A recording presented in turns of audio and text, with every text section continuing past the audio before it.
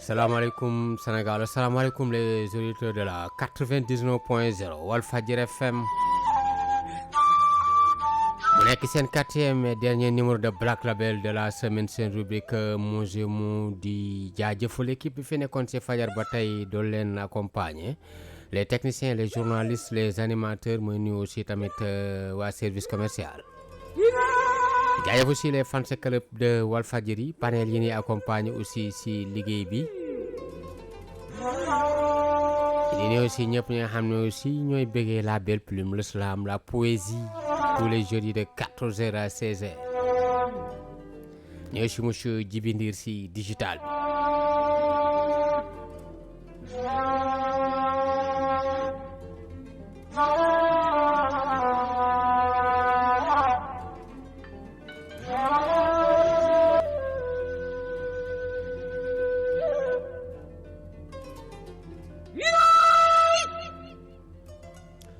ok xam naa sans tarder mooy bil micro bi sama gars bil micro bi sama slameur yi sama copain yi bees yi salaamaaleykum wa rahmatulah sama gars yi maa ngi leen di nuyu. yéen a ngi am jàmm. say sant bu baax. kii naan foofu mbaa ndox kese lay naan mbaa ndox mi raxul leneen gars yi. loolu la ñuy xool nii rek. ndox kese la ndox kese. parce que c'est juste de l'eau, c'est juste de l'eau. voilà ou bien bu dee da koy dépendre nag de l'eau sucrée. non. waaw mais pas leneen d'accord. d'accord oui.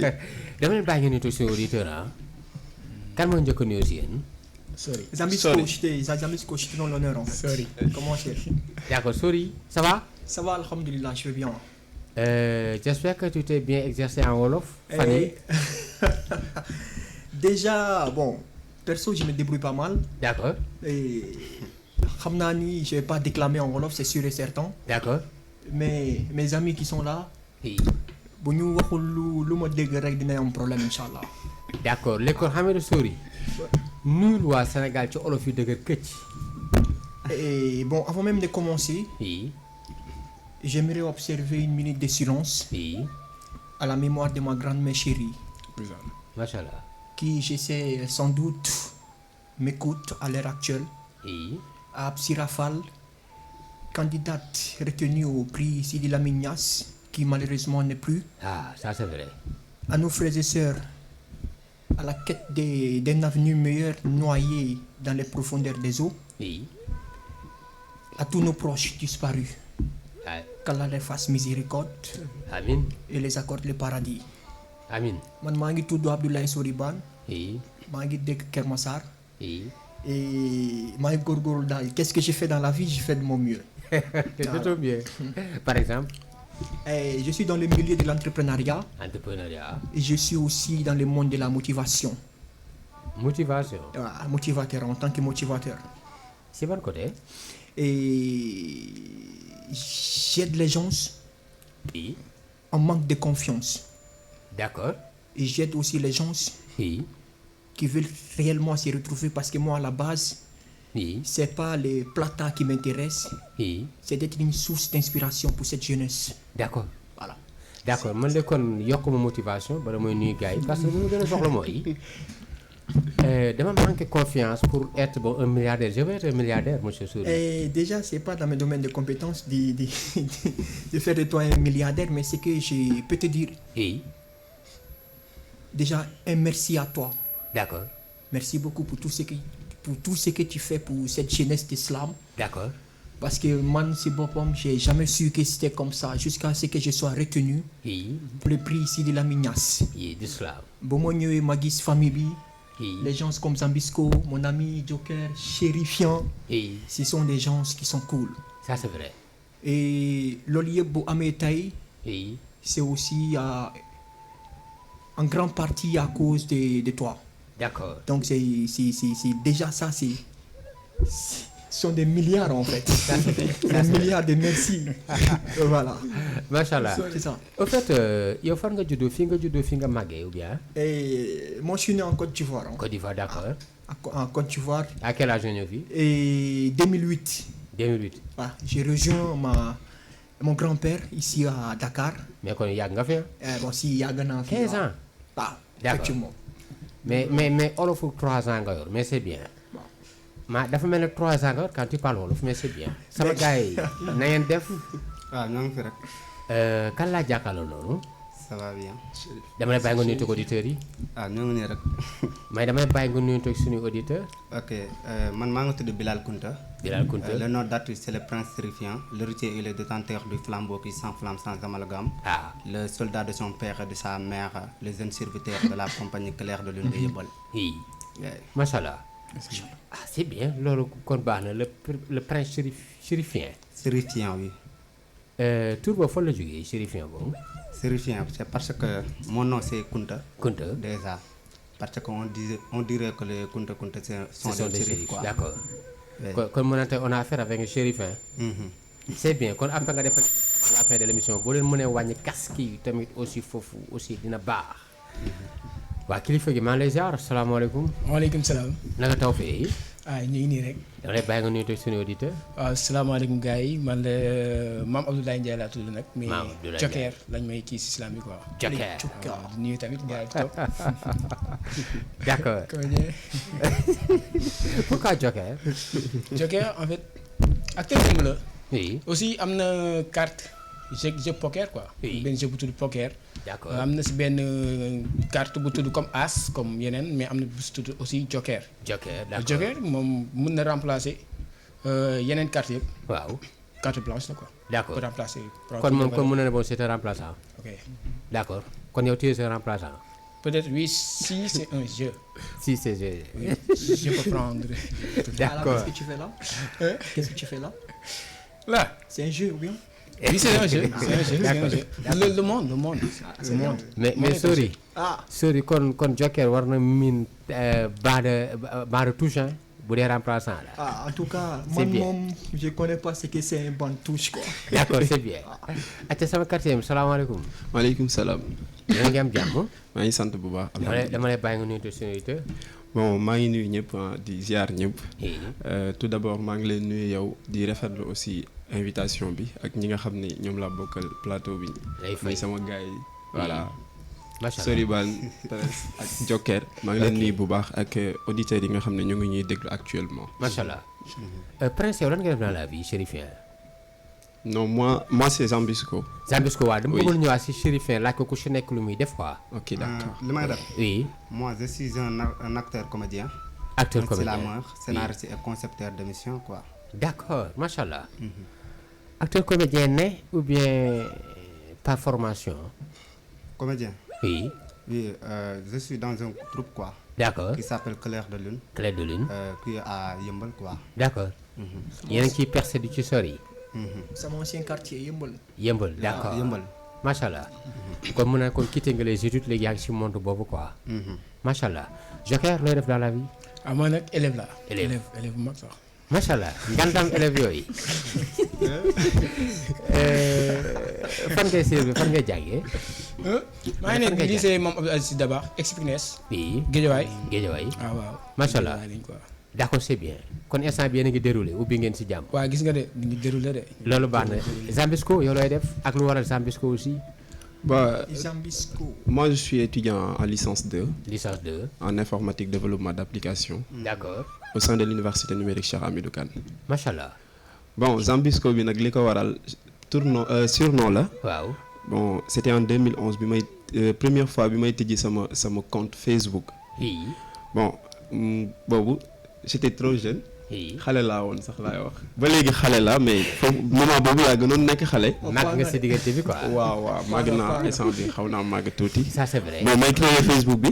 Oui. léegi ma ne pourquoi may jël sama vrai nom di ko def publiquement quoi. D'accord. léegi ma ne il faut que ma jéem a créer benn surnom. Oui. ma xool mënu ma fexe ba créer ma basé wu ci Samba bi rek. d'accord def Zambisco loolu moo indi Zambisco bi quoi.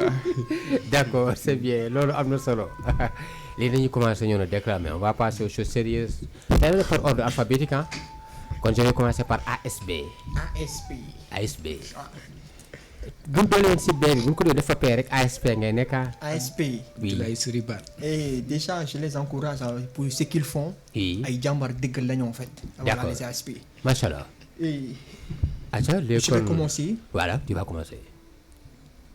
Bismillahir Rahmanir Rahim. Slam. Islam. Islam. fils de Amadou Ban et de Dieynaba Ly, une grande dame avec des défauts et de très grandes qualités, Mashallah. Aïssata Moussa, avoir été ton petit-fils est une chance et un honneur sans nom, que ton âme repose en paix. Pardonne-moi, Seigneur, j'ai référé les mêmes erreurs pour te demander encore pardon, car tu es bon, bon comme mon grand-père Mamadou Yaya Ly. Un ami, un père et un soutien indéfectible, jamais il s'est plaint de quoi que ce soit, jamais. Je te rends le plus grand des hommages avant que la mort nous emporte. Je voudrais faire plus que tu n'as fait pour la famille. Le Mali, terre-père, le Sénégal, terre-mère, la Côte d'Ivoire m'a vu naître, l'Afrique me verra être. M'amuse à une façon étonnante de s'éclipser, mais jamais te tricher, un regard te fixer, la tendance te connaître, t'aimer aujourd'hui, demain te tipser. Malgré cette petite confidence, trésor, je te laisse quand même guider ma plume. Ton regard me scintille et ton sourire discret me déplume. Je veux goûter à tes délices, te faire voir les merveilles d'Alice. Sans farce ni malice, je voudrais que mes mains te chérissent et que les dieux de l'amour me condamnent si jamais elles te trahissent. Danser sur une piste que je ne maîtrise pas, j'impose ma chorégraphie, c'est tout. Les meilleurs amis font les pires ennemis, ne m'attendez pas au tournoi, j'ai déjà fait le tour. Qu'est-ce qu'il faisait dans cette vie à part faire de son mieux? De son vivant, je le vis mort et plus vivant après sa mort. Ce monde n'est plus ce qu'il était, c'est tout. Il faut savoir quitter la table, si la considération et le respect n'y est plus. Même si on te servait les plus bons cakes du four, garde ton énergie pour le Seigneur, il n'y a que lui qui donne. Ma pomme croquante, je te dis, il t'aimera plus que tout, mais ira chercher nous dehors, c'est dans la nature de l'homme. Slam. Ah, le grand Soriban. Ah, le prince Chérifin. oui dégg nga saa yi. waaw texte bu cool la de. Cool na. waaw moo ngi wax origine am quoi. D'accord. moo ngi wax origine am. Oui. moo ngi wax ne moom moo ngi juddoo Côte d'Ivoire. waaw. yaayam papaam moo ngi nekk malien yaayam nekk sénégalais. Sénégalais. et tout moo ngi wax identité am quoi. D'accord. ci Afrique bu mu juddoo et tout. kon mun na ne bi lim déclaré biographie am quoi. Oui. C'est bien. Jacques. waaw comme ni ko Chérifien wax rek. Oui. lu am solo la def tam loolooy comme salaamaaleykum prélude lañ koy wax. D'accord. mooy wax sa biographie wax yow yaay kan foo jigee tekki quoi tekki D'accord. comme ni nga connais toi-même. D'accord. Voilà. Macha allah. C'est présenté. Zambisco sa manière d'écrire ban xalaat nga ci am. Bon tout d'abord dama koy féliciter macha allah parce que boo ko dégloo rek xam ne li muy wax nii. Oui. franchement lu nekk la ci moom quoi. Ça c'est et vrai. que comme ni ko gars yi waxee daf ñuy décriral boppam. D'accord. wax ñu moom mooy kan parce que à travers voilà ci li mu bind. Oui. soo dégloo rek automatiquement di nga xam moom mooy kan ak origine am fi mu jugee. D'accord. voilà ses parents di nga ci di nga xam lépp donc dama lay féliciter bu baax a baax macha allah. Macha allah. le grand slam. En fait Ban dama gis say première mesure avec audace da nga def lu rare quoi xam nga ñun nos parents boo xool ay kilifa lañ suñu da leen jàppee comme des dieux ak des déesses mais dañ commencé ak di wax dafa am qualité am défaut votre maman lu tax nga wax défaut lu tax nga tudd défaut. Déjà, ma mère, si elle m'écoute actuellement, Oui. m'a def ko spécial dédicace. D'accord. Parce que c'est une femme, une brave femme. Ça, je le dis très sincèrement. Man ak moom, c'est très rare ñu juboo. Ah bon. Waaw, c'est très rare. kon yow yaay tooñ. moom mu may tooñ aussi ah. Non, sama non. yaay daf may tooñ non yaay tooñ. mais surtout il est très bon de rappeler que quel que soit alpha yaay rek la mën a nekk en fait. c'est vrai. Ça c'est vrai. Des fois da ngay gis ñu jël intention yu baax mais fekkee la logique Oui. la suite mu andi ay problème ay polémique fekkee Oui. vision boobu noonu ak sa vision mun na bañ a nekk en face. Ça c'est vrai. mais au fond say intention yu baax la. Ça c'est vrai. Défaut comme tout être humain parce que suñu parents yi après tout ce sont des êtres humains comme tout le monde. Oui. te qui dit être humain on le sait tous que am nañ défaut am nañ qualité. Ça c'est vrai. C'est vrai. Donc j'ai voulu mettre cela en exergue Oui. pour que ñu xam aussi voilà quoi ce sont des gens qui peuvent fauter Oui. te gars yi bokkuñu man perso quand ma mère bu ñu amee problème moi je me lève je tape sur la table Ok. Après, voilà, moi, il y a problème, mais après, tout le temps, nous disons parce que, au fond, Oui. je l'aime beaucoup. Machallah. Et tout ce que je fais sérieusement, Oui. je le fais en grande partie pour elle, quoi. Machallah. Voilà. yaa ngi naan l'Afrique te verra naître. Ça signifie quoi? L'Afrique me verra être. Te verra être, ça c'est vrai, être. Manam, Côte d'Ivoire la judo. moo tax may da nga bind avec audace. Si, Oui. Côte d'Ivoire la judo, D'accord. des pères maliens, Oui. des mères sénégalaises. D'accord. Et j'ai l'habitude aussi de les dire, de les jeter devant tout le monde, que je suis un cocktail. Cocktail. Un délicieux cocktail aussi, hein, voilà. Ça c'est vrai. Et bon, C'est vrai. cocktail bobu nonou. Oui. Côte d'Ivoire a une chance parce que moi j'ai l'habitude de voyager, de faire la Côte d'Ivoire, de faire le Mali. D'accord. Il y en a deux qui ne me connaissent pas. Oui. Donc quand je dis l'Afrique me verra être, Oui. c'est que l'Afrique me verra être sur le plan D'accord. de l'homme que je suis. Hein. Si ça m'a œuvre Oui. et tout ce que je suis en train de faire. Parce qu'avant même de commencer, j'ai dit que moi je voudrais être avant tout Oui. une source d'inspiration. Source d'inspiration. Voilà. Machallah. Bala may dem si sama gars yi aussi question bu mujj le fait que aussi nga ne des fois y a quelques divergences familiales xanaa yaroo ak say parents le fait que nga jaar Côte d'Ivoire affaire yooyu da nga teel a ses parents à bas âge ou bien. Man, je me suis... En fait, ça m'a yar. D'accord. Déjà, je sais de là où elle m'écoute parce que ça m'a harit là ou non. Ok. On a fait tout ensemble, moi, puis cette dame-là. D'accord. Que son âme repose en paix. D'accord. J'ai grandi avec ma grand-mère. Oui. Ma mère dafa demoon Gabon. Hein. Oui. Foofu la nekkoon ak sama papa parce que sama papa ba léegi muy Gabon foofu. D'accord. Bu mu ñëwee elle a grandi j'ai grandi en fait j'ai pas grandi avec elle. D'accord. Xaw ma woon lu mu mel en fait je sais même pas. Je connais pas cette dame en fait. D'accord. Ba mu defee retour. Dëgg la. Forcément dinañ am ay divergences. Ça c'est vrai. Parce que sama yar maam laa jël. te Oui. moom elle a l'habitude de le dire. seen maam da leen di yàq. D'accord. seen maam yàq naa leen ba pare quoi. Dëgg la. Mais Machallah. ma grand-mère elle a quand même fait de son mieux parce que lii la mënoon def rek mu def ko. Dëgg la. Donc divergence bi man je crois que foofu la ëpp Dëgg la. foofu la amee quoi si je me trompe en wolof vous pouvez me corriger. Bien Voilà, sûr, donc, bien voilà. sûr. C'est bien ça sûr. je pense que voilà foofu mooy source bi en fait. D'accord, c'est bien. Voilà. loolu kon am na solo sànq dama woon par ordre alphabétique kon forcément si Joker lay dem ah. parce que après bon c'est J. Ok. Monsieur Joker. Ok. Let's go. Ok. Il maudit dès qu'il doit pour nous donner ton avis. Ne nous amène pas avec l'histoire de ta vie. Ici, on me personnifie. Je me bénis avec ses lexis, j'ai fait de la magie. J'initie de l'euphorie via de la poésie. Le Joker, je me définis. Puisque le monde est devenu un jeu de poker, présentez-moi sous le nom de Joker. Heureusement que je suis un artiste, mais pas un ornement, que les mots ne sont que des instruments, que ce soit le climat ou le vent, je dois faire preuve de talent. Même si tout est réprimé d'un convité en cendres, j'écrirai avec mon sang. Puisque le monde est devenu un jeu de poker, présentez-moi sous le nom de Joker. Cette voix qui transperce dans l'air, formant des gaz carbone et associant tout être capable de causer une peine à sa société. Cette voix qui te fait vibrer à chaque moment que tu es paralysé. Cette voix qui claque dans l'air en tonnerre, qui éclate les foudres en poussière. Puisque le monde est devenu un jeu de poker, présentez-moi sous le nom de Joker.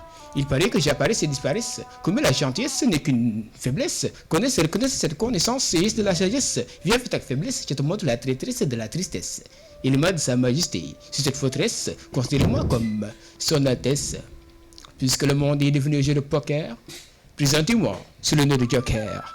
Lui appelle-moi le Joker. En coup d'appel, je te rappelle l'origine de mon appellation. C'est Arisaïel qui Isabelle, la danse citadelle, l'appelle l'ange Gabriel. Des consonnes des voyelles descendant du ciel jusqu'au sol pour former cette appellation si belle comme le trèfle. Savoureux comme citronnelle, joyeux comme Noël. À tous et à tous, je m'appelle Joker. Joker. Wow. Salam. Le prince chérifien. Commentaire. yaa mel affaire xaw na dépassé. Ouais, il a une belle plume hein. D'accord. moo ngi définir boppam tamit aussi. Ça c'est vrai. waaw Macha moo Allah. ngi définir boppam. D'accord. C'est ça quoi en fait. Ça fait partie de la présentation. loolu aussi de si baax. Yeah. Ban. Déjà moom il s'est défini comme un joueur et puis il a joué avec les mots, ça c'est sûr. Ça c'est vrai. Ah, Ça c'est vrai. perso, je suis étonné Oui. de cette prestation, surtout pas de son niveau, D'accord. mais de la manière qu'il a su marier les mots. Marier les mots. Les mariages, il est parfait en fait. Ça c'est vrai. Joker, en fait, moi, je me demande en fait pourquoi avoir choisi les jokers si c'est juste simplement quelqu'un qui te partage sa vision des choses ou bien tu te définis même en tant que joker dans son ensemble en fait. Et comme je l'ai dit, en fait, Joker, acteur de film la. am na film bu tudd Joker. Et moom, en fait, dans sa vie, moom en fait dafa réer xamul. dafa peut-être si bu njëkk nekk da doon def lu baax peut-être nekkoon si lu normal mais gars yi comprendre luñ ko après mu dem dem léegi kii boobu noonu en boobu noonu ak kii boobu noonu nit ñi def ko dëm boobu nit ñi def ko ak ñàkk comprendre di ko dóor yooyu noonu moo tax mu rébellé wu quoi mu rébellé wu commencé di semer le bordel quoi. di semer le bordel mais foofu tamit nañ koy comprendre parce que c'est àdduna moo demee noonu jeu boo xamante ne nii en fait ku mën sa morom da ngay duma en fait c'est ça. Sans scrupule quoi. oui ñun ñi mënuñoo toog en fait mënuñoo toog nii di waxtaan nii mais képp sa morom doole lañ koy wan. Ça c'est vrai. ci lépp looloo tax yow soo amee xaalis. Oui. man yoruma ñu daan ànd yow boo yoree xaalis da ngay doon Mercedes man may peut-être man ma yor sama benn clando yow nga yor sa Lamborghini wala leneen parce que da nga yor xaalis. Ça c'est vrai. loolu rek ça veut dire que jeu la képp sa morom duma maa la ëpp maa la su ma ëppee tamit dama lay wan maa la ëpp dama lay wan kër. moo tax àdduna jeu la quoi jeu la. Soit da nga koy duma indirectement ou directement quoi. Si sa explication, j'ai entendu aussi Nganéma rebelle. Tu te crois rebelle de la société? Non, même pas rebelle comme on le pense, mais peut-être sama gis-gis sama perspective bokkut ak ni ko nit ñi di gisee ak ni ko nit ñi di gisee ni ko kii di gisee quoi c'est ça. Tu t'estimes différent des autres? Mais tout le monde est différent, mais je suis différent aussi. Ok. Oui. D'accord. oui man tout d'abord façon bi muy déclamer rek ci la ma gën a étonné quoi. La macha manière. allah oui la manière. D'accord. macha allah comme ni ko Prince waxee mu ngi ñuy wax boppam ci biir texte bi. D'accord. et que voilà macha allah daal macha allah frère. Macha allah c'est bien. En fait da nga xawam tuuti particularité. diction beeg ni ngay articuler. Kan moo la influencé yow si kan ngay rootee. En fait benn Canadien Canadien. bu tudd Elemo oui Marc D'accord. Olivier son vrai nom. Oui. Elemo lañ ko gars yi gën a xamee si moom laa gën a kii quoi. D'accord. Oui. Sa expérience ak moom naka la demee da nga xëy rek gis ko ni taf si internet bu bien. loola. ma ne kooku nga wax le Canadien là. Yeah. ma ne sa kii ak moom nu mu demee ba mu lay influencé. non ba ma commencé découvrir islam laa dem YouTube commencé xool ay ñoom Grand Corps Malade comme tout le monde. D'accord, ko def d'accord. léegi si noonu si laa gisee Elemo gis naa ñeneen mais Elemo laa gis mu gën a marqué. D'accord. te boo xool moom islam bu muy def ak Sénégal fii c'est un peu différent. Ça c'est vrai. c'est islam extérieur comme ñoom ak man moo tax man sama islam sax c'est pas la même chose que D'accord. yeneen gars yi quoi. mais tey par rapport ak suñu réalité ak des fois ni li naan perception message yi. gëmoon na tamit loolu aussi dina am particularité par rapport ak cette réalité sénégalaise xam nga dafa am nu ñuy articuler ak ni ñuy génnee. mais da nga jël kooku ba nga xamante ni quand tu parles duñu yaakaar na sax mooy benn sénégalais wax quoi. yaakaar na tamit aussi loolu dina gaaw a am sans que ça ait ne te a bien marié les mots est-ce que tamit subaa di nga mën a marier ak public bi. si Oui, rapidement. yaakaar naa ko bu baax parce que boo ñëwee di def li ñëpp di def. D'accord. peut-être doo def dara. Ça c'est vrai. parce que li nga war def yëpp nit ñi def nañ ko ba pare. Ça, c'est soo vrai. ñëwee indi leneen lu bees lu kenn xamul loo xam te ne ni extérieur peut-être extérieur non extérieur ñoo ko gën a xam. subaa di nga nga ñëw tapé fort. waaw nga ñëw imposer ko Sénégal peut-être même ñuy booy ndaw yi yeneen yi dañuy commencer découvrir benn genre islam. te keneen mën na ñëw def lu gars yi di def nga def tamit li ngay def mu agencé ko mu jox ko leneen. Ça c'est vrai. parce que loolay indi évolution si art quoi si musique si lépp. Ça, c'est mooy vrai. gis kii li muy def nga jël boole ko.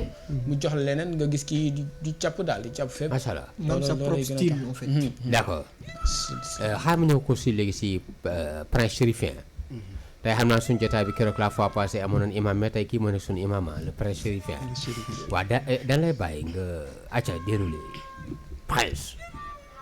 ay kaddu dalati na ci may nopp ci may gët ni jàkk njëgamaar gi ma jàkkaarloo ak nataalu jigéen ji ma dëkkee di woy ak tudd turam bi ma jàkkaarloo ak nataalu jigéen ji ci ma xol tooy ma daal di jooy ma jël sama jukko sangee ko ci mbàmmu laa def ngorom jébbal ko sama cofeel cukkuraam jëm ci moom fal njaga yaram fal damel ameri ngoon a sebel cendalaak bir maak maa wa tàq ko damel ma xuro jëkkulli damel fa njoogu damel ma salaw damel sàmba yaaya fall la damel jóoru jeer ndaala damel may sa tend joor mi nga xam ne bu ko benn tooñee day bàyyi bañ mat fukk mu boole leen ñoom ñëpp duma fal njaga yaram borom fan yor ak ñetti maami damel yi ki ma taawu léew ma uuf ma yar ma tegtal ma nampal ma sama yaay suma sëriñ sama yaay suma alal suma yaay suma aljana ku am na leen jëlal bàyyi ma ki tax suma xol di dund kenn rek ko gën mooy gën ji mindeef keneen ku mu doon demal moom la gënal Kumba Faal ki ma taaw léew ma uuf ma yar ma tegtal ma jàngal ma nampal ma moo di suma lingeer di suma urul ay ni di suma aljana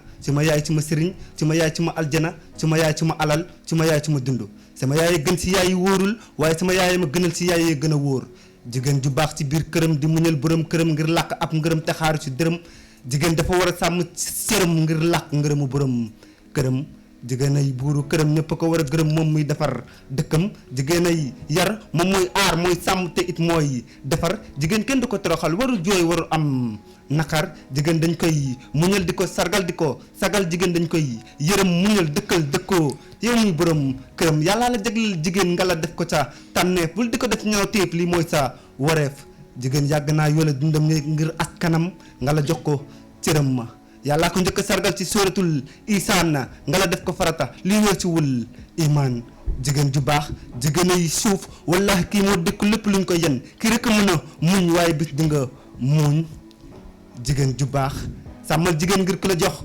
ween kii ndey la doom la jabar la kii rakk la mag la jarbaat la kii tànt la umpaañ la bàjjen la ngir yàlla kii see jigéen la jigéen ju baax des koy yërëm des koy gërëm jox ko cëram jigéen ju baax des koy yërëm des koy gërëm jox ko cëram silaam Ça, c'est le prince chérifien.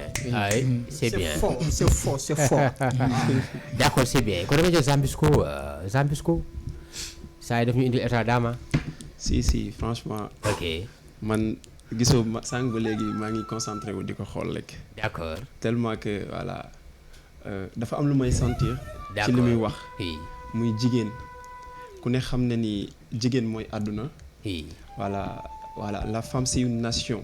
D'accord. ci lépp lu fi baax ñoom la góor boo dégg tey ñu koy tudd jigéen bu baax mu ngi ci ginnaawam. Ça, c'est vrai.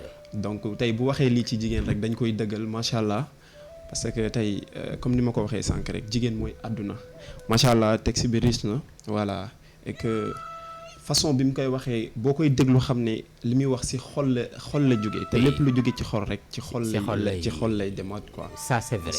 Macha allah. Joker. waaw man nag texte bi li ma si gën a kii li ma si gën a marqué mooy. waaw. man texte fu may gën a neexee mooy commencement doo jëli. parce que waaw. man commencement yaakaar naa si love lay wax D'accord. comme yeneen gars yi si love lay wax. maanaam mu dem nga ba si tere biir indil amul quoi. ok mu dem ba si biir laal yaay ma ne kon texte bi kon si yaay lay wax ni que tey. D'accord. mu demaat ba si biir ne jigéen. Oui. après cela il faut comprendre ne texte bi jigéen la man loolu ma gën a neex si texte parce que am na ñoo xam ne dañuy commencé rek nga xam texte bi lépp. nga teel a xam fi ñu jëm quoi. si man loolu ma gën a neex si texte bi quand même. Macha allah. Monsieur Sori Ban. man dama bëgg mu mayaat ma jigéen bi ko donc faut que ma déggaat ko vas-y chérifiant mayaat ma jigéen bi. D'accord. jigéen ju baax ci biir këram di muñal borom këram ngir làkk ab ngërëm jigéen dafa war a sàmm cëram ngir làkk ngërëmu borom këram jigéen ay yar moom mooy aar mooy sàmm te it mooy defar jigéen kenn du ko toroxal warul jooy warul am nakar jigéen dañ koy muñal di ko sargal di ko sagal jigéen dañ koy yërëm muñal dëkkal dëkkoo yow muy borom këram yàlla la jagleel jigéen nga la def ko sa tànneef bul di ko def ñaaw téef lii mooy sa wareef. Macha allah. Salaam Sori. ci la ouais. Alors yaa ko ñaanal ci les commentaires. Moi, c'est en fait c'est déjà très rare hein, D'accord. m'a plongé dans l'émotion comme ça voilà. Joker lu mu ko waxee au début lorsqu'il a commencé et tout Bon, j'ai cherché le thème principal. Mais au D'accord. fur et à mesure, les gars, ils étaient dedans, quoi. Et les eaux étaient profondes. D'accord. Machallah. Machallah. Et il a rendu un vibrant hommage aux piliers de la société. Et Waaw. Machallah. Merci beaucoup. merci beaucoup. ok di ko jaajëfal le prince chérifien mais nga xam ne aussi laal na jigéen laal yaay. mais ñi ngay laal nii instant boo xool majoritairement est-ce que ñoom xam nañ seen bopp maanaam li nga leen wax ni yëpp na leen di yërëm nan takk seen i si est-ce que ñooñu xam nañ seen i bopp. parfois nag oui dans la société àdduna moo demee noonu quoi d'accord. forcément day am ñu baax am ñu bon quoi oui en fait mais man moom quand j'écrivais ce texte moom waaw maa nga focaliser woon ci jigéen ñu baax nii waaw maa ngi focaliser képp kuy jigéen gu baax surtout à ma mère oui waaw Macha ndax boo xefee boo gisee nag ci kii ci moom laa tàmbalee quoi waaw en fait maa ngi tàmbalee fi nga xamante ni ku déglu texte bi day foogoon ci mbëgg laay wax oui ma ñëw atterrir ci sama yaay sa yaay boo gisee sax maa ngi koy tagg parce que moom Fall la sant Fall. maa ngi koy tagg ci faaleen yi sànq am na loo jotoon si Fall bi ah si am na lu ma jàpp demal nga sax ba sax xam ne xaw ma maamam bu ñu ko tooñoon danaan bàyyi ban mat fukk affaire yooyu. waaw c'est bien. maa ko doon tagg autour mais maa ngi jaar sama yaay waaw bu ma jaaree sama yaay ba mu yàgg ma ne naa laal ci jigéen D'accord. donte dama kii woon ñaari textes yi différent la quoi d'accord benn bi ci yaa lay wax carrément Waaw. benn bi di wax ci jigéen carrément Carrément. léegi le fait que ma jàng ñaari textes yi naroon ko détaillé Oui. bu ci nekk ma indi ko benn partie Après ma ne couper non ko. bàyyi ma alterner ko léegi bu ko defee mu jox ma benn fil conducteur boo xamante ne dina ànd quoi D'accord. en fait loolu moo tax ma alterner les deux textes yi macha allah. waaw mbaa polygame ngay doon. Dof, après. Dof. oui. Wallahi, j'ai voulu poser la même question. Oh là parce là, que le oh là me là. rendre hommage nii. J'ai dit les gars, il peut pas être un monogame. ah oui quoi. ah oui ah oui ah oui. Faut nga jàppale yeneen prince polygame ngay c'est doon. sûr. Il faut répondre à la question, frère. prince allez vas-y. Et tu assumes, hein? prince. Faut assumer, t'es en direct, on t'écoute. mais prince ragal la ah. Assumer, et c'est que Maanaam tu vas ba dire, xam on sait jamais ce polygame qu'il y a nga doon. derrière, hein? mais avoué. alors. Vas-y. Vas-y. c'est la mat kii ma ne ñaata soxla ngay am. ñaata soxla ngay am? bëgg a am. ñaata femme Waaw. Moytu li ngay répondre de. Attention, frère. 4 wala 5. je vois non lépp ñoo ngi koy teg ci loxo suñu borom déedéet non yow lépp ñu sa loxo ak sa xol. Non, lépp- non wu ma. yàlla yoonam nekkul foofu. j'assume que ni man moom au fond Oui. man xam naa ni daal benn jabar xam naa ni moom dinaa ko waaye non leneen li yàlla di dogal ban saa il nous a déçu hein. leneen li yàlla di dogal ñoo koy bàyyi parce que aussi waaw. man mooy loolu quoi en fait parce que jigéen ñu bëri parfois da lay indil yenn problème yi et tout Non. da ngay jàkkantool ay problèmes yu différents et tout non dafa fekk nga nooy rek. te jigéen dafa bëri jikko kii dafay am jikkoom bi kii am jikko bi waaye dafay fekk nga nooy rek. comprendre mais gars bu leen seetaan kër di wax fii. mais sérieusement nag bu may signé moom sama papier moom polygamie laay signé waaw. mais parce que àdduna mën na demee nu nekk mën nga dem ba bu yàgg sa xel nekk ci mais pour l'instant xol bi daal benn nga yaakaar dundee quoi. Et Dof, oui Badou yi. man, je le dis devant tout le monde, hein? Oui. Vraiment 4 femmes, quoi, Inch'Allah. ay gars yi tàcc leen sori baax na. Moi j'assume. Et puis souvent mu ne sax ma def comme gars yi lu ñu def. wala Mais bu ñu yokku. waxee ma dolli beneen quoi. ay Ça c'est sûr. ok c'est bien. non man moom wax dëgg fa yàlla loolu du sama problème quoi Oui. mais sama concept la rek man maa bëgg noonu mais man sama turandoo ñaari jabar la yor waaw. ñaari jabar la yoroon mooy loolu mais daal waxoo ragal. yooyu mooy loolu. ça va waxul mais man waxul sérieusement moom pareeguma daal lu ma xoolee sama carrière xool sama dund lu ma war a dundee et tout du ma yoragum ñaari jabar non pour tubaab la yow boo ñibbi yàlla nga tawte ah. ok man boo ñibbi yàlla nga tawte ah. ok maa ngi ñëw si monsieur Alain Diop borom xalima gi monsieur Zambisco. oui let's go frère. merci. ñu ngi lay déglu Zambisco. Que l'islam s'enflamme au plus profond de nos âmes. Dans mon pays, le Sénégal, les diplômés sont les plus souffrants. À chaque concours, ils ont dans les rangs. Malgré tout, on ne voit rien de légal. Les jeunes s'intéressent à l'immigration clandestine. Quel risque ils ont mettre leur vie en danger. Dans cette bêtise enfantine ayant comme Barça ou le Barça, Ndeysaan, nul ne survit dans ce voyage en noir et bizarrement, ils ont tous des noirs. Oh Afrique, réveille-toi. Je te sens à travers mes vers dirigés qui bloquent notre univers.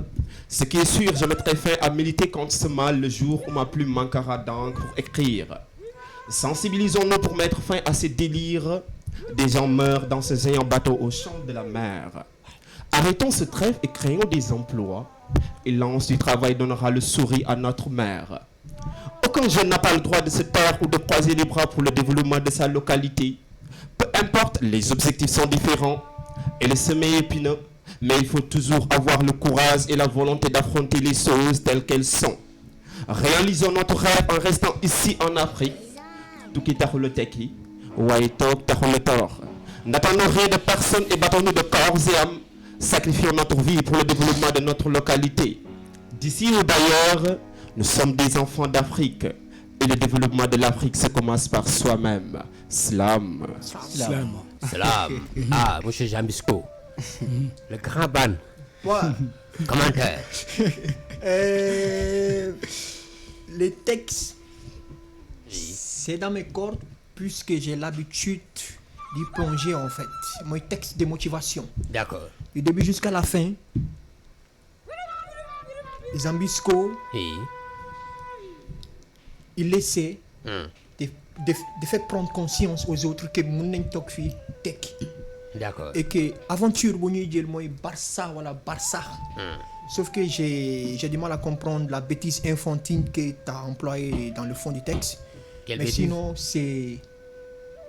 c'est dope, c'est cool. Yeah. Et c'est un texte de motivation, comme je l'ai dit. Beaucoup de déglu, tu sais très bien que voilà quoi, les gars, il a donné beaucoup D'accord. pour inspirer moromami bañ a jël aventure yu mel noonu quoi. Ça c'est vrai. Ça c'est vrai. Ouais, c'est bien donc. Monsieur Joker. waaw wax na sujet boo xam te ni man ñëw ma see bind. Ah bon? parce que man je suis si ñaari camp yëpp laa nekk. D'accord. maa ngi si camp ku dem maa ngi si moom mais tamit ku toog tamit baax na tamit. non en fait man soo gisee dëkk bi. soo gisee dëkk bi ak ni mu demee. du ma wax du ma si dugg bu baax mais xam nga tamit man du ma kii ñuy dem quoi. ku bëgg a dem na nga dem que aussi mais ku bëgg a toog aussi na nga toog c'est ça. C'est ça. D'accord. mais yow tey bu ñu wax ñu yow nga choisir looy choisir. man yooyu. ah ça dépend situation. instant bi présentement. présentement. oui. baa ngi toog tuuti. d'accord parce que. yow am nga projet pour dem quoi. am nga projet pour dem amaguma mais instant baa ngi toog tuuti. En tout cas, moi, ñoo bokk projet ah. Moi, je me vois pas voyager quoi, surtout dem si aventure. D'accord. maa ngi toog fii. oui. On essaiera de voir qu'est-ce qu'on fera, mais on fera quelque chose, c'est sûr, Inch'Allah. D'accord. C'est bien. Chérifia. ah loo jot a dégg si taxi bi. texte bu abordable la. D'accord. mais aussi thème la boo xamante ne ñun ñëpp gis nañ ko quoi. oui. ne moom moo daw si temps bi et tout. D'accord. donc chaque jour wala chaque semaine nga dégg ñu ne am na ñoo xamante ne lab nañ si géej gi et tout. Oui. wala ñoo xamante ne réer nañ si géej gi. disposition yooyu nag état moo ci war a taxaw bu baax a baax. D'accord. defal jeunes yi ay emploi yoo xamante ne ñoom dinañ mën a liggéey.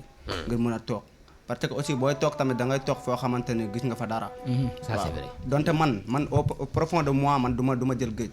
ah bon. man moom wax dëgg fa yàlla ma doon tukki moom légalement laay tukkee quoi. ah mais si air yi ngay jaar quoi. du ma jël gaal te du ma jaar ci désert. d'accord. man moom du ma jël gaal du ma jaar ci désert. man daal waaw. picc mi rek samte même picc mi sax wóorul mais aussi moo gën a assuré quoi et tout. parce que yéen a attaché vos ceintures daal. mais en tout cas jeunes yëpp dañoo war a am esprit boobu muy toog defaral sa réew quoi. d'accord. parce que ñun jeunes yi ñoo mën a développer réew mi quoi. d'accord. bu jeunes yëpp demee léegi réew moom noonu ngay rejoindre ñooñu ngay développer. dëgg la mais développer la sa propre réew quoi en fait. d'accord. waaw léegi projet yi ngay def foofu mën nga ko def fii quoi. ça c'est vrai. mais tamit yow am na ñoo xam te dañuy dem foofu noonu liggéey bu ñu bañ fii la ñuy def foofu mais foofu moo gën a fay dëgg la. Oui. mais fii tamit aussi boo ci góorgóorloo mën nga see génne quoi. ah fii ba moo tudd da ngay dog faatu ah. partie de fii moom métti non c'est difficile. non fii c'est difficile moom loolu li nga wax ni bu ko wax bu cité ah bu cité moom daa bëgg dem quoi. ah bu sutee. waaw bu cité. mais bu ci moom gañ a dara si làmb ji quand même. de passage moo koy béyee bu baax. d'accord. Voilà donc. ça c'est vrai. monsieur Jambisco en fait yow noo jàngatee lii le sauve qui peut sacrifice bàyyi ma dem même su ma dee baax na mais l'essentiel c'est de quitter ce maudit Afrique là ñoom looloo nekk seen mental lan mën a poussé nga bind lii. bon lii nag li ma ci gën a poussé ku ne xam na ne immigration clandestine bi. actualité la ba léegi nii arrêté gul. Effectivement. et que ça date depuis longtemps. voilà du tey rek. yaakaar naa ne am na suñu ay papa ak ñoo xam ne sax suñu ay maam ci lañ jaar. mais bon comme ni ko Joker waxee question de choix la quoi bu fekkee ne da nga choisir pour dem bon kenn mënu parce que ñi dem ñëpp doo leen yëg seen motivation seen ambition la ñu yor. pour dem loolu kenn mënu ci dara. mais tey soo gisee mu bind texte bii nii juste pour motiver leen. pour wax leen que ni on peut rester ici pour nga am une meilleure vie quoi. mais bon loolu nag ça dépend parce que tey nit soo ko waxee mu toog il faut que nga jox ko ci lu mu jàpp pour mu toog. ndax mënoo toogloo doomu aadama bi ba pare depuis gars yi depuis presque voilà des jours des mois gars yi ñu ngi toog di wax voilà lu tax pourquoi jeunes yi dem pourquoi boo xoolee Sénégal da ngay dox sax parfois maa ngi dajeeg benn barki dem maa ngi dajeeg benn grand frère mu ne fii benn jeune nekkatu fi ci Dakar bii nii. da ngay génn doo gis kenn kuy traîner fii nii parce que jeunesse bi yëpp amatuñ espoir pour toog fii nii. amatuñ espoir pour toog gëmuñu sax que ni mën nañu tekkee fii nii mais encore une fois mën nañu toog fii tekkee fi parce que il y a bel et bien des gens yu nga xam ne am nañ fii lu ñu am te bougé wuñ centimètre. ça c'est vrai. mais Dof. est-ce que du loolu moo tax jigéen ñi léegi ñu ëpp góor yi ci recensement bi parce que góor yëpp a dem de. peut-être. non góor yi ñoo ëpp jigéen ñi. waaw bien sûr c'est que non si ñun boo xool. ou bien jigéen ñoo ëpp góor wala góor ñoo ëpp jigéen. góor ñi ñoo ëpp jigéen. ah ok parce que non moi je dirais que ne ARNT dañoo juuma man. parce que man sax ci moom je me dis est-ce que dafa am kii fiabilité des sous la man parce que man dama man perso gars dañu ma recensé wul xam nga fan laa nekkoon. ça c'est en tout cas je dis que jigéen ñi ëpp man loolu laay wax. voilà parce que jigéen ñi. ñoom xam nañu xam na moo la koy won góor ñëpp sont des polygames ba tey jigéen ñaa ngi des. waaw. tey na dem xool maternité yi ak ñi enregistré registre yi. mais man je peux dire que ne jigéen ñoo ëpp fuuf sax. mais góor ñi mënuñu ëpp jigéen c'est impossible. da nga xool erreur bu xam bi am Ziguinchor par rapport ak ñoom seen lim rek war na leneen ak leneen mais jigéen ñi ñoo ëpp. quoi qu'on puisse dire. waaw vraiment.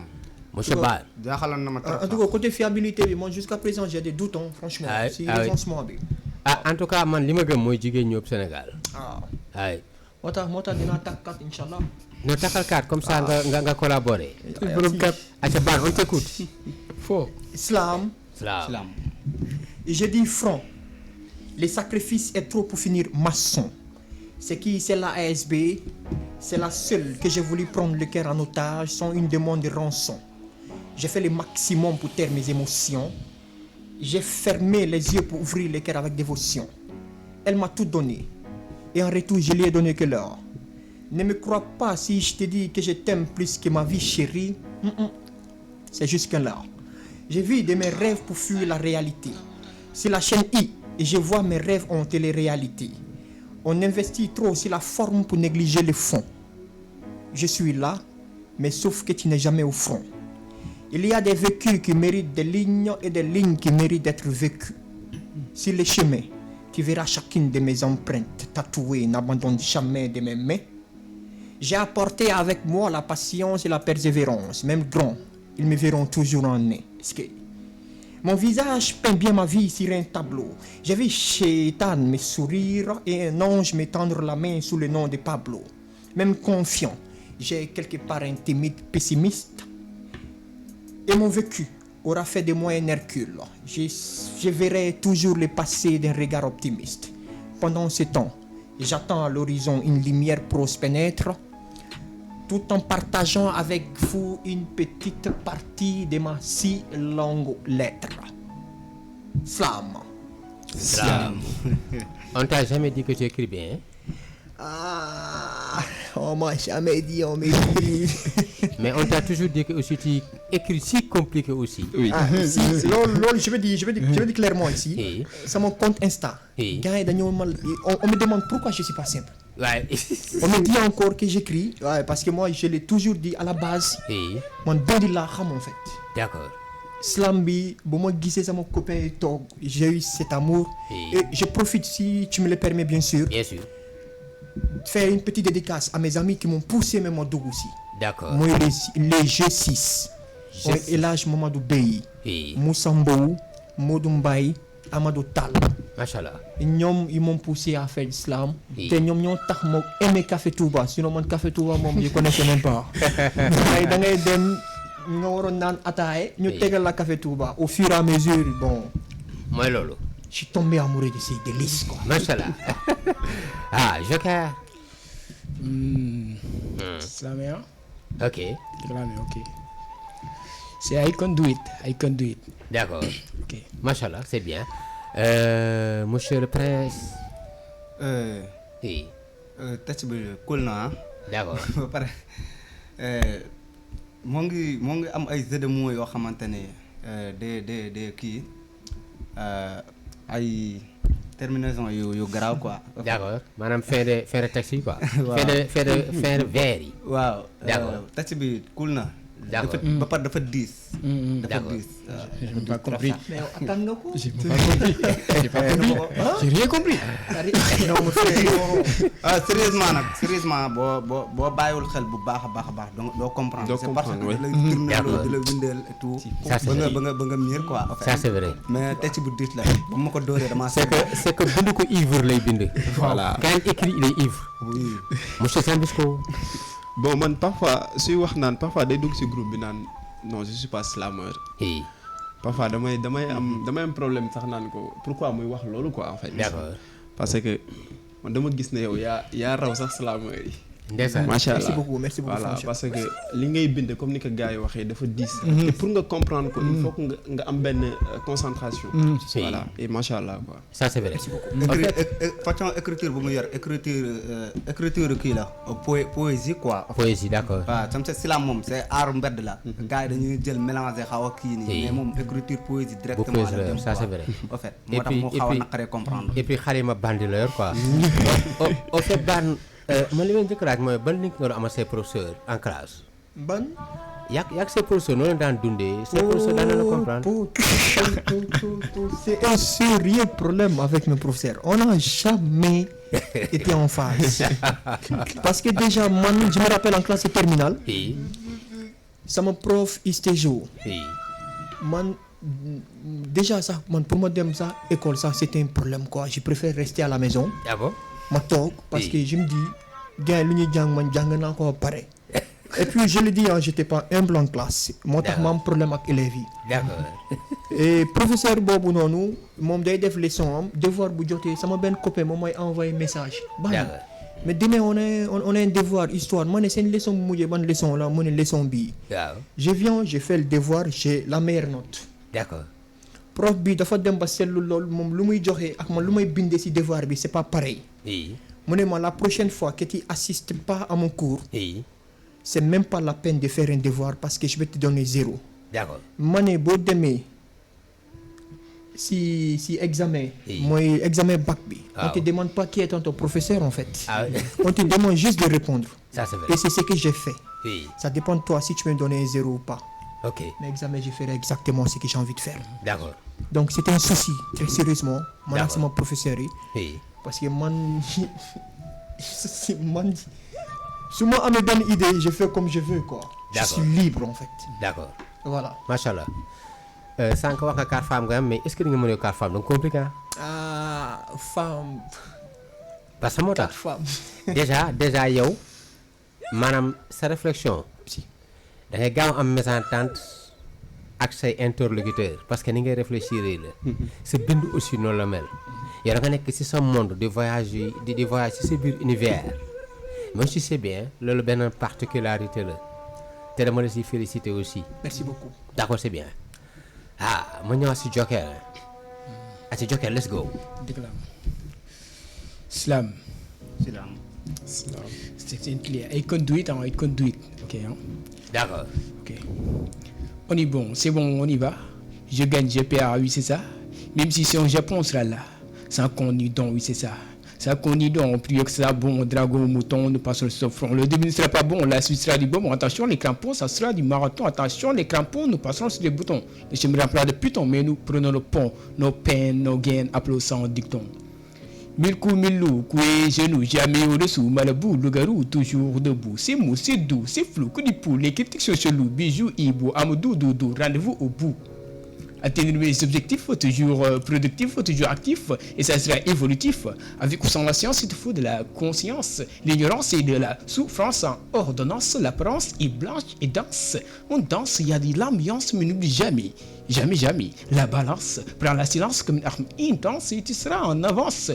La reconnaissance, le sens de l'existence. L'expérience, prudence, résultat, connaissance. Dis-moi, qu'est-ce qui pourra nous arrêter si...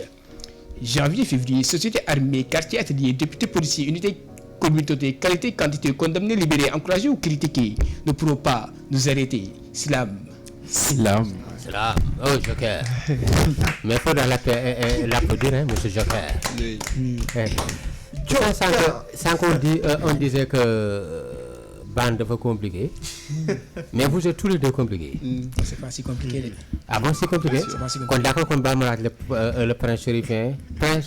Bien sûr, c'est compliqué. en tout cas moo ngi joué ak mots yi. Je l'ai dit, c'est un jeu en fait. Il joue bien avec les mots quoi en fait. D'accord. moom daal mooy daal la ñuy topp di këñ. D'accord. ay coup daal. mais aussi tamit ni mu koy defee noonu aussi tamit am na benn suite logique ah. mi ngi def jeu mais am na suite logique am ñoo xam dañuy jeu noonu mais bon dañuy wax noonu pour dans l'air mais ni mu koy jeu nii am na suite logique. Ban avant Major Zambisco. Ouais, man, avant même de donner mon avis, je vais lui poser la question à savoir si c'est un freestyler en fait. Oui. D'accord. Si tu as l'habitude de faire du freestyle, pas dans le monde islam, mais dans le monde du sport. Du sport. Parce que là déjà, de la manière sans wax naa ko ci biti, man je suis quelqu'un, su may bindi, je suis dans un monde de sport. D'accord. Man naa jékki nekk dans le monde du football. Oui. ma fële si NBA, mais dafa mel ni yow yaa ko gën a jekk en fait. Oui. Parce que fii c'est texte comme compétition laay wax. Parce que dama ne I can do it.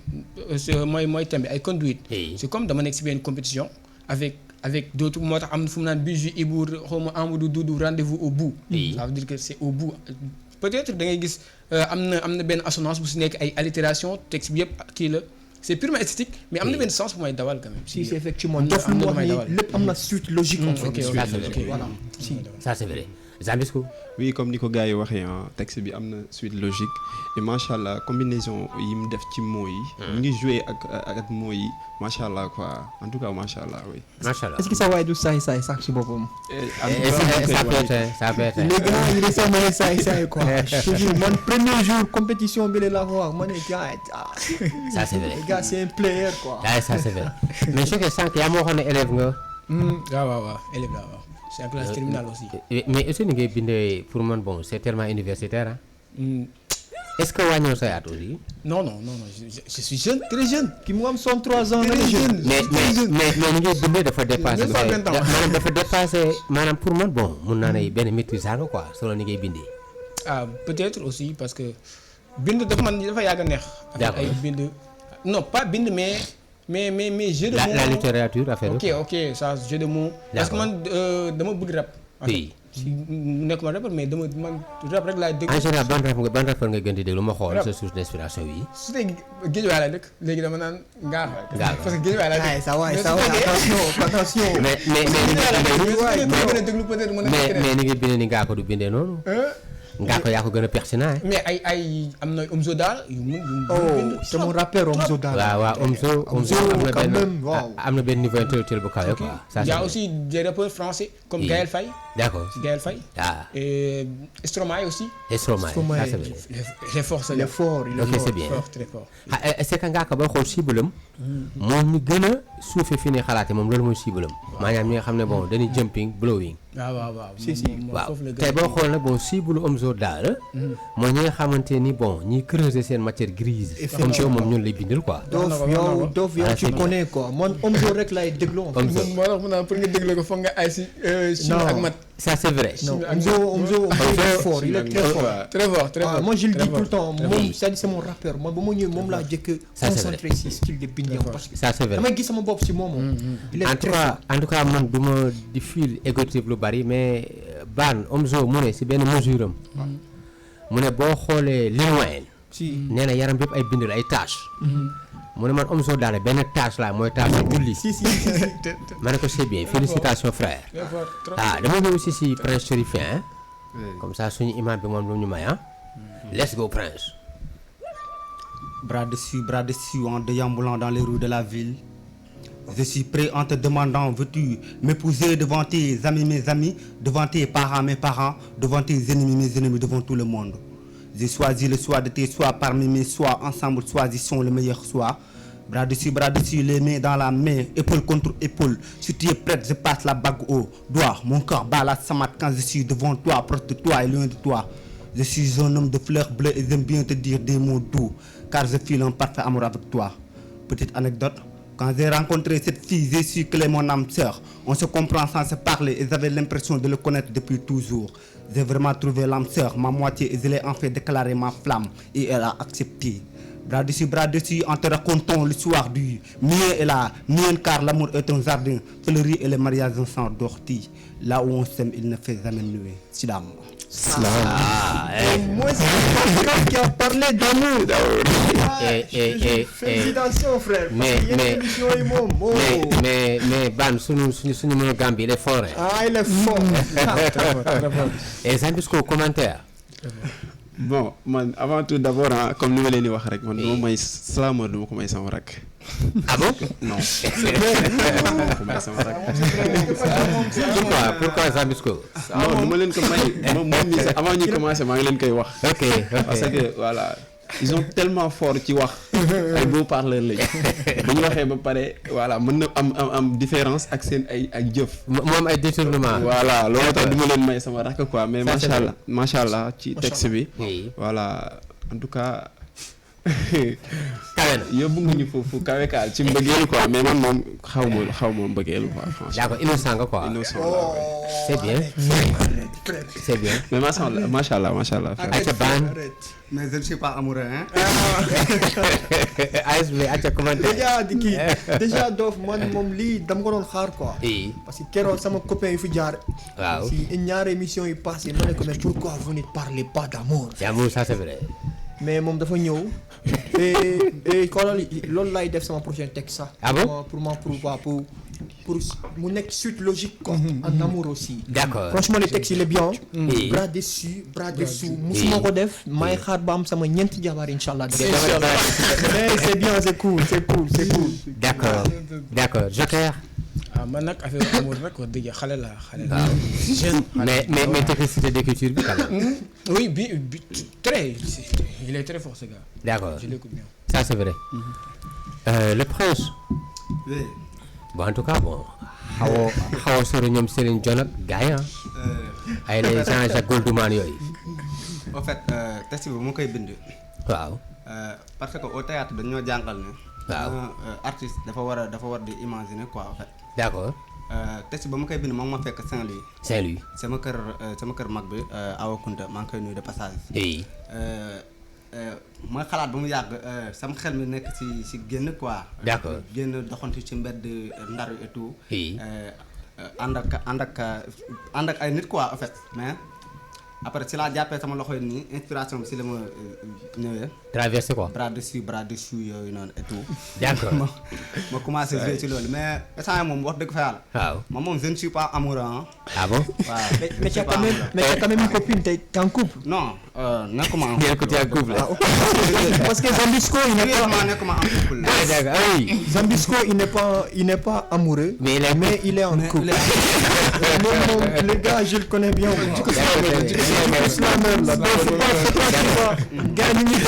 Faut pas qu'il va nous embrouiller ici. En tout cas, l'amour. Ban. Oui. Ban Prince il est tellement dangereux. Oui. Il est hyper dangereux. Mais gars, il n'y a pas dangereux. Moi je ne m'en bats pas, je ne suis pas amoureux. Donc moi je suis le seul ici qui dit qu'il assume quoi. Et qui est sincère. Ouais, qui est sincère. Mais ñett yi moom dañoo garaaw. Ils sont dangereux. Ça c'est mais c'est grave. Ouais. non. Monsieur Zambisco. Allez, let's go. Slam. Si là.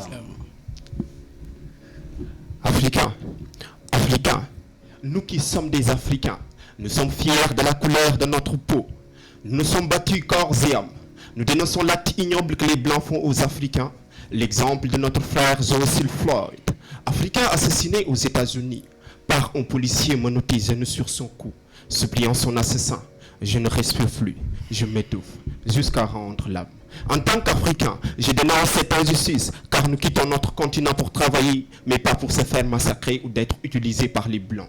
Ma bouche sera la bouche des malheurs qui n'ont point de bouche. Ma voix, la liberté de celles qui s'affaissent au casseau du désespoir. Ces derniers jours, j'ai pu témoigner encore une fois de l'injustice, de l'humanité, dont la race noire est victime.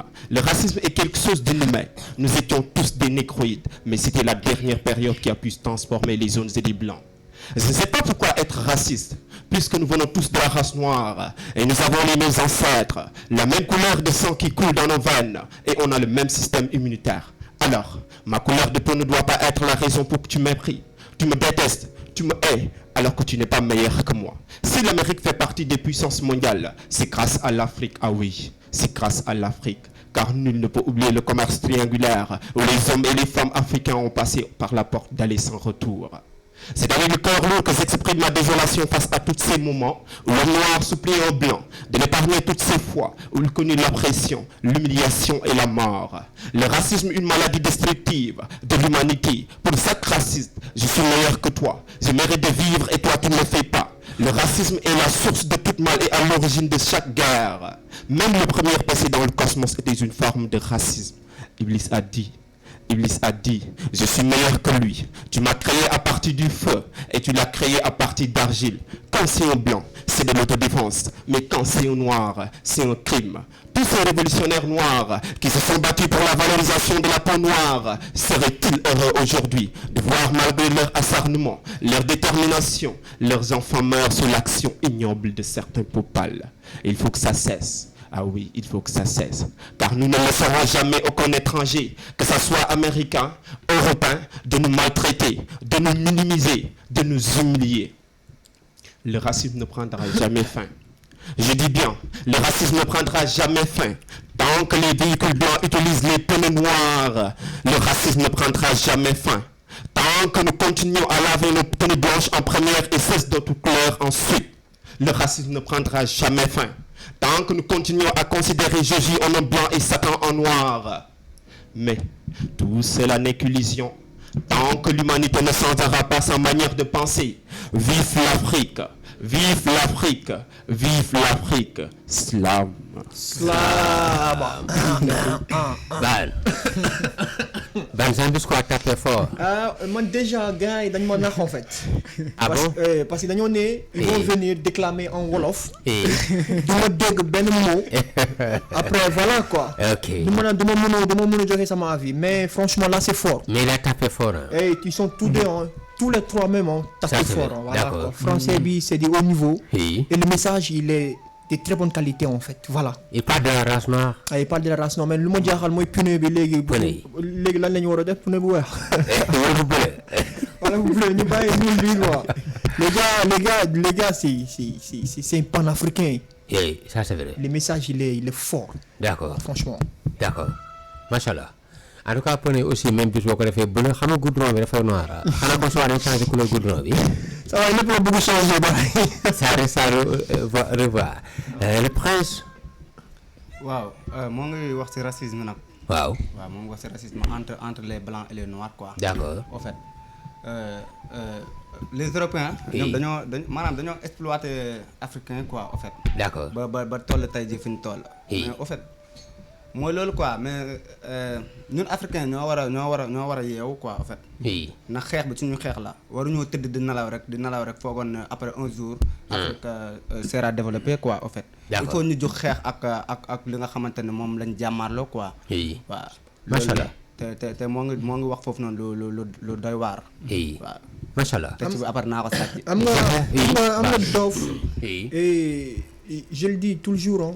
D'accord. boo jëlee gars yi yàgg yi. ñu doon critiquer les Africains. Oui. ñu doon wax ni nous sommes incapables. wala ñu participer ça à la traite négrière, à l'esclavage. Oui. bu leen yeewee nga yàlla may la kii lu mu tudd sax bon magie je sais pas quoi. nga yee leen nga ne ko yaa 4 slameurs qui sont sur ce plateau en train de parler un bon français, ils vont se dire que c'est faux, que c'est un cauchemar. Ça c'est vrai. te lii yëpp boo gisee mu am c'est parce que dañoo ragal. Oui. Nous sommes en train de marcher. mais c'est long. D'accord. Non frère, laisse tomber. Ça, On c'est va vrai. arriver, ça c'est sûr et certain. Inch'Allah, tôt ou tard. L'essentiel c'est de mettre en place Oui. pour édifice bi ñun sax bu ñu ko continuer wul Oui. suñu doom ak suñu sët Dina ko yeggali ko. C'est comme ça marche chez eux. Ça c'est vrai. Nous aussi on doit être capable de mettre cette philosophie en place. D'accord. Voilà. xam tey boo xoolee dafa am course de fond ak course de vitesse. Ah. Afrique dafa préfère course de fond peut-être un jour dina arriver Inch'Allah. Monsieur Joker, Zambisco a tapé fort. Hein. Fort, très fort, très fort. Ok.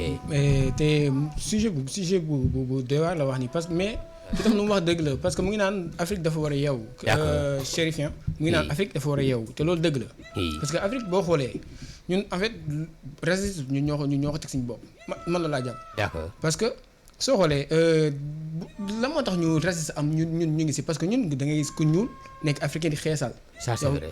mais loolu noonu bu ko benn européen gisee benn occidental gis ko gis ngay xeesal day jàpp ne ki maa ko gën parce que su dafa am dëgg sa kaw quoi. xeesal bëgg a mel ni man. Il n'est pas fier de sa peau. Ok, ça la veut dire couleur que- de sa peau. waaw. ok ça veut dire que man dama bu ñu xoolee tamit suñu kii ay Sankara africains yi ñoom ñoo ko jaay. boo xoolee tamit même mu ngi wax si esclavage am na si ñoo xamante ne nii mais seen papa ñoo la doon jaay si Afrique fii nii ngay dem jël sa doom dem jaay ko en fait ñun tamit en fait ñu ngi war nañoo yeewu mais tamit luñ def tamit parfois am na sama benn xarit bu ma si doon wax yàggul dara Doudou maa ngi koy nuyu moom tamit Doudou ñu ngi doon wax yàggul dara ñun si loolu la ñuy wax ñu ngi naan en fait ñun lañu nekkee ñu ñoo ko teg suñu bopp. Ça, c'est parce vrai. que su fekkoon ñu jàppee suñu bopp ñun ñoo war a demal suñu bopp. Oui. ba pare ñu naan ñu ay guerrier non man jàpp man ndax africain war na leen wax guerrier quoi. guerrier pourquoi ñu naan guerrier. Macha Allah. guerrier mooy kuy xeex en fait dañoo war a utiliser suñu moyen ba ñu utiliser ay doole du dara. Macha Allah. ba ñu nekk des consommateurs quoi. Ça c'est vrai. En fait. autre chose mooy. Oui. maanaam ñun africain dañoo tàmm ne maanaam. naan ay heure tubaab. Heure tubaab. kii dafa tubaabee. D'accord. au fait le tubaab yi ñoom setuñu sax au fait. ñun ñoo leen gën a set au profond quoi. D'accord. et tout ba pare heure tubaab waxu ay heure tubaab ay heure sénégalais amul. Oui. parce que yonent bi jàngal nañu ko. moom moo ñu jàngal ay nit day fonk baat ay waxam. Kàddu. maanaam boo joxanteeg nit rendez-vous dem fa balaa rendez-vous bi di jot. La et tout ponctualité. loolu noonu maanaam nit da loolu noonu si humanité la bokk. Ça c'est vrai. nit loolu si nit la bokk. mais boo ko bàyyee rek yaa ngi def leneen quoi. loo xam c'est ne vrai. bokk ci. Macha Allah. waaw. En fait Zambisco sa texte bi c'est révolutionnaire. mais da nga bind des fois même bu la banaa bi déglu dafay jàpp da nga bind ak égoïsme quoi. am na aussi certes évanescence mais c'est tellement révolutionnaire. da ngay partager ak man li man da nga ko bind ak égoïsme aussi dafa mel da nga xaw a soxla tubaab bi quoi. Si révolutionnaire et motivateur aussi. Ça c'est vrai parce que muy évanescence yi loolu laa sàng. monsieur Zambisco oui. oui bon déjà man voilà boo xoolee sama texte yëpp. bu Oui. fekkee ñi may suivre nag laa wax ak ñi nga yàgg a suivre ñi ma déglu. oui sama texte yëpp voilà ça part de l'engagement quoi. Si. d'accord. voilà parce que toujours su may bind. voilà damay bind ak sama xol en fait. waaw. parce que texte bi africain bu koy bind la di joxoñ baaraam tuuma tubaab yi bañu ma nag li ngeen wax que ni ñun am nañ ci part de responsabilité c'est-à-dire li nga xam ne tubaab yi moom la ñuy def nii. Si. ñun am nañ ci part de responsabilité. mais loolu noonu dafa war a jeex en fait. ok. jeexee bi mooy man africain dafa war a xam mooy boppam war a xam moom mooy kan. Si. te tamit africain bi quitté fii Afrique pour dem Europe pour daan dooleem en fait peut-être xëy na am nañ. parce que ñun on a tout.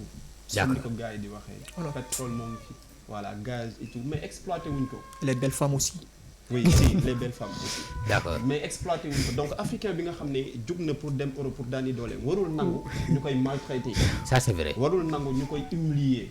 d'accord. donc ce qui m'a poussé à écrire ce texte là mooy jour bi nga xam ne moom la ñu rey George Floyd. Floyd. voilà jour boobu noonu dama am lu ma metti oui. ci ni voilà le même jour la bind texte bi. voilà. moo tax bind ko da ak nga ko xol. bind ak mépris. voilà bind ko ak xol. oui. moo tax ragaluma ko jouer fenn ak te li ma gënoon bëgg dëgg-dëgg mooy fu ma koy jouer tubaab yi nekk. d'accord incha allah dina am. ma joxoñ leen baaraam. dina am frère. boo paree rek ñu dugal l'avion ñu yóbbuwaat la.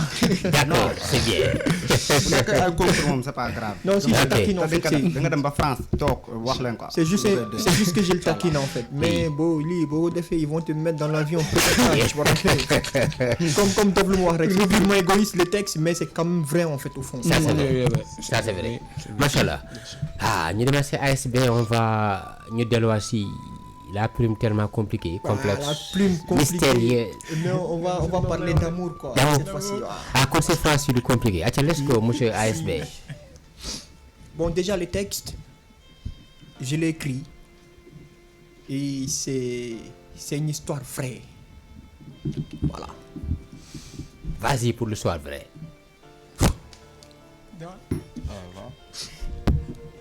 Slam.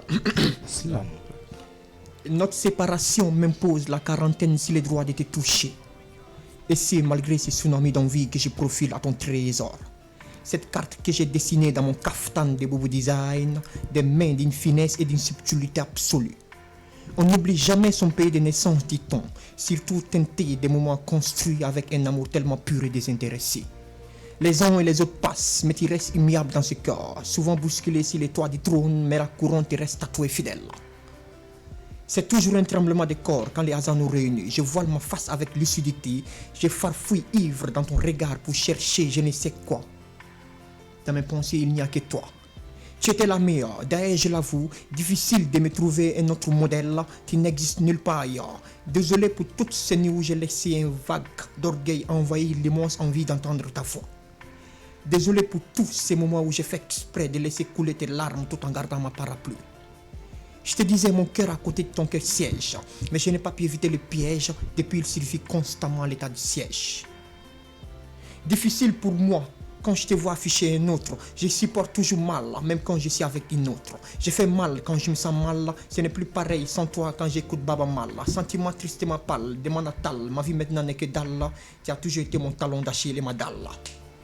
Ma meilleure père, je n'arrive toujours pas à croire que nous deux sommes morts. Je suis sans repère comme le Mali, j'ai perdu le nord. Une belle carrosserie, tu étais aussi ma BMW. J'étais tout. J'étais pris pour acquis. J'étais sourd quand tu comptais devant moi l'alphabet. Je ne savais pas qu'il ne me restait que 3 lettres après la lettre W.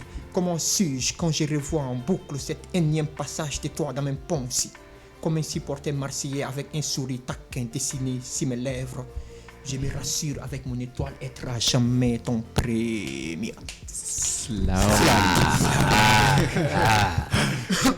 le chef de bande a écrit c'est bien c'est compliqué c'est bien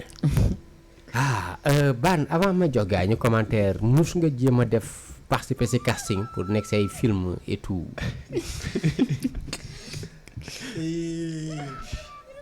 Je pense à beaucoup de choses quoi, mais je sais même pas. mais il faut nga jéem a def loolu d'accord monde cinéma mën nga si réussir lu bari d'accord J'en prends note quoi, comme gars et comédien lañ ma jàpp. non ma comédie man monde cinéma là Si, cinéma. si, d'accord si. parce que xam nga le faire pour cette facilité ak aussi tu es un peu extraordinaire on touche du bois d'accord ok c'est bien Joker oui man nag affaire daa am question bu ma laaj parce que man mbëggeel xaw ma si bëri. d'accord mais mbëggeel war na neex. mbëggeel war na neex. laajal baal question la lu ma bëggoon poser nag mbëggeel war na neex. ASB répond Bon, moi je le dis, hein, oui je le dis à tout le monde, Oui. vous avez chance pour tomber amoureux. oui Surtout, va ah bon à fond ça. ah bon Je suis de ces gens qui donnent à 100%. Il n'y a pas de demi-mesure, non, 50%, non. On te brise le cœur, tu te relèves, c'est comme ça. C'est la vie. Mais l'amour, il n'y a pas plus grand cadeau d'accord que l'amour. Ça, je le jure, en fait. en fait Ban dama xam ba xam olof yi may làkk di nga ko xam benn jeune dafa ñëw gis papaam quoi mun ko papa man dama bëgg a takk jabar Si. mun ko yaa da nga bëgg a dugg si fitna da nga dof mun ko papa kon bàyyi naa ko mun ko yaa da ngaa bëgg a torox tu as compris dafa wax papaam da nga bëgg a takk jabar papaam ne ko da nga bëgg a dugg si fitna xanaa yow da ngaa dof mooy léegi papa bon je laissé tomber papa ne ko yow xanaa da ngaa bëgg a torox j'ai compris D'accord. j'ai compris. kon léegi ban lecture nga mën a génne foofu entre les deux maanaam boo si duggee fitna la même amour c'est ça boo si duggee fitna la mais quand tu es seul da nga torox. Mais déjà moi je le dis, tant que Dougo, si tu peux pas comprendre en fait, il y a des D'accord. gens, Oui. et il n'y a pas plus beau que la réciprocité. Hein. D'accord. Voilà. Mais souvent aussi on tombe, Oui. de nous, on n'a pas la chance D'accord. d'être aimé en retour. D'accord. Parce que lors de Bari, la réciprocité, encore une fois de plus, Oui. aussi d'aller, la magie de l'amour c'est autre chose. D'accord. C'est bien. Le prince chérifien ban commentaire. moom daal test yi daal. waaw mooy loolu. mu ngi wax ci mbëggal tamit. Oui. li day waar. D'accord. li yéeme. comme ni nga waxoon yow sànq. Dund la. la mu ne ko li yéeme mbëggal rek. D'accord. Sandisco.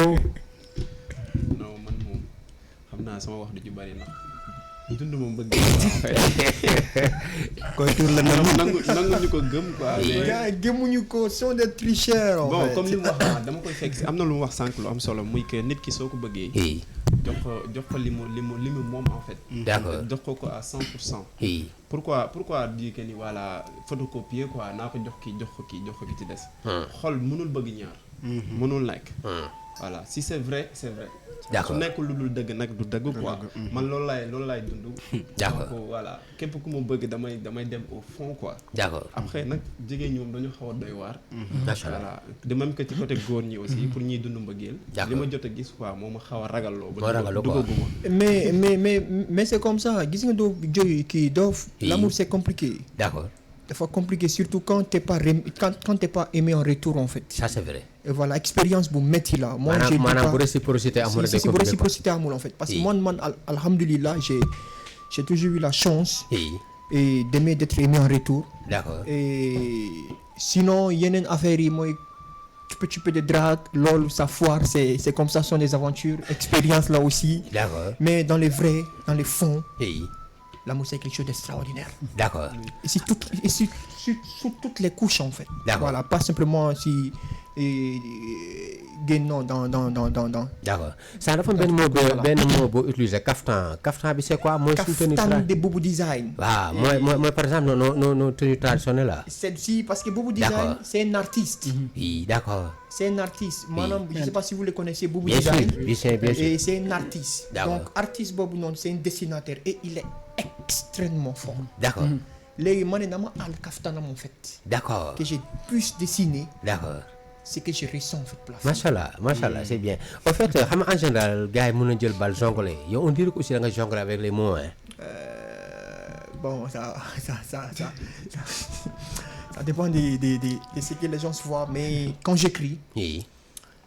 je le fais librement quoi. D'accord. Waaw. Mais des fois damay dégg mooy yoo xam ne du français je ne sais pas dafa am beneen langue booy insérer si biir xaw ma man je ne sais pas. Ou bien manière bi nga koy prononcer la mais yenn mots yi dama siy réer. Si en fait comme ça gars lu ñu waxee man quand je déclame ou quand j'écris Oui. et il faudrait D'accord. que ma mën reprendre le texte. D'accord. Pour gars yi mën bàyyi si xel au fond quoi. Ça c'est vrai. Voilà, sinon premier aperçu bi ça risque d'être compliqué. D'accord. Moi je suis un lébou des mots, je me noie pas, mais les Oui. autres j'en suis pas sûr en fait. Tu te dois pas. Voilà. D'accord, c'est bien. Ah, ñëw ci Joker. ok Vas-y. salaam Salaam. fekkoo ma xiif di lekk ma dugg jaax si saa xel mi ba sama biir mi la teg fekk ma may nelaw mu yëngu ci ndaw ba lépp naaw teg ci jaaxa sax xel ba suuf ni selaw dem na hôpital ca docteur Fall mu ne ma lu koy faj amul hôpital ma dem fa ma xam ne doonee benn ca commande naa benn nekkati yoo xale bi sàcc saa xol kaf saa xel xar dëkk mel ni toll bis bi ko jot ma di ko xool naan ndaw see ko moll ma takk sama fit ne ko doomu may minute naan ko ngay nooyi sama wet man moo may dundal kon su ma feebaree yaay kii ma tëral lépp lu may wër jarul dem ba tugal yaay sama Sadio Bane yow yaa may bégal lépp loo joxoñ ma dëgg bébé yow daal bëggal sama xol bii yaay ki koy yëngal su ma neexee fëgg dënd bébé yow yaa ci mën su ma neexee fëgg dënd bébé yow yaa ci mën ngan ko capitaine de mon être fontaine de mon bien-être même le soleil était sur ma main gauche la lune sur ma main droite à tes côtés je ne ressens qu'une douleur ta valeur c'est un diamant de 1000 couleurs docteur de mes douleurs, l'ambassadeur de mon cœur. Une vie sans toi n'est qu'un ordinateur sans processeur. La douleur de tes caresses, la douceur de tes caresses se perd dans la profondeur de mes organes récepteurs. Nango, you're my love, my friend, my sweetheart to my life, my all, my dream come true. So glad I feel in love with you. Nango soxna si kaay bu tëb feccal la te ma këpp kees teral la sa reetaan rek kéemaan la sa waxtaan nag leneen la écoute-moi ma bella tey ma wayal la bella bella xam nga lu tax ma bëgg la def soxna mais bi lañ lu tax xam nga di tax bi tax ñu naan xam nga tàngal bi tax ñu naan ri tax xam nga bànneex bi tax ñu naan bàyyi naa sax jël sa rax bébé yaay sama laax namatuma feetu pak lañ lu tax yaay sama ngalax salaam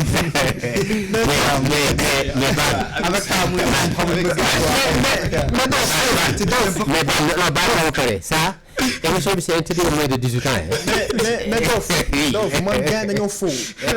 bilaay gars yi mënuñu ne xamuñu mbëggal ba am ay yooyu noonu non mais c'est compliqué ay ritax. D'accord. non Dof. Oui. Il faut parler à tes frères quoi. Ça c'est vrai. parce que lii nii mënul nekk dégg ko. yow xamoo mbëggal ba pare di. non mais arrête. mais en tout cas bon. Si damay ragal après ñu Facebook censuré ñu mais c'est interdit aux moins de 18 ans c'est interdit aux moins de 18 ans et pourtant Jacques disait sànq ne bon moom innocent la wax naa sànq fii ne dafa wàññi atam yéen gëmoo leen ma mais plus ñuy dem longévité bi di ñu doon di ma jox raison quoi. non gars yi baaxul ce commentaire monsieur le chérifien.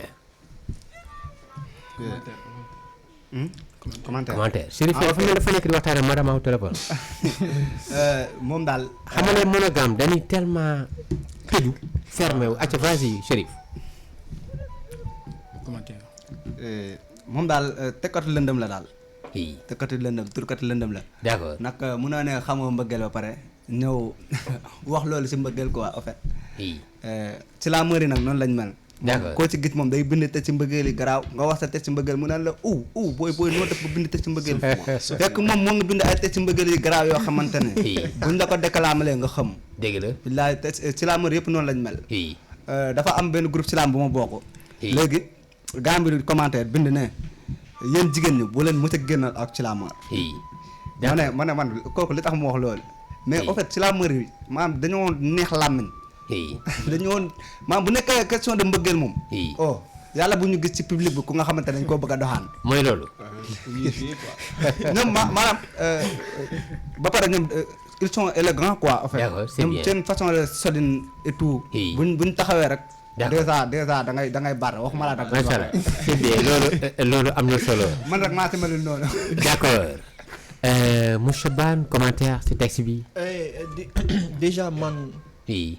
gën lu tax ñu faux quoi. d'accord. mais amour aussi faux hein. mais là je vais pas avancer. l'amour aussi naxante la. si c'est waaw mais gars non pas dans ce sens Dof. oui. gars nee na xamuñu lan mooy amour en fait. oui. te ñu ngi bind li nga xamante ne ni man je sais très bien que gisuñu ko ci télé dégluñu ko ci rajo en fait. ñoom ñoo ko dund. donc lii dund la ko parce que boo xoolee nit ki lu mu dund rek bu ko waxee rek ci tu sais d'avance en fait. ça parce que ñun ñëpp dañuy bindi. oui. on sait mais les textes dafa lii déjà je vais pas te présenter ma sœur. ça c'est sûr mais les textes.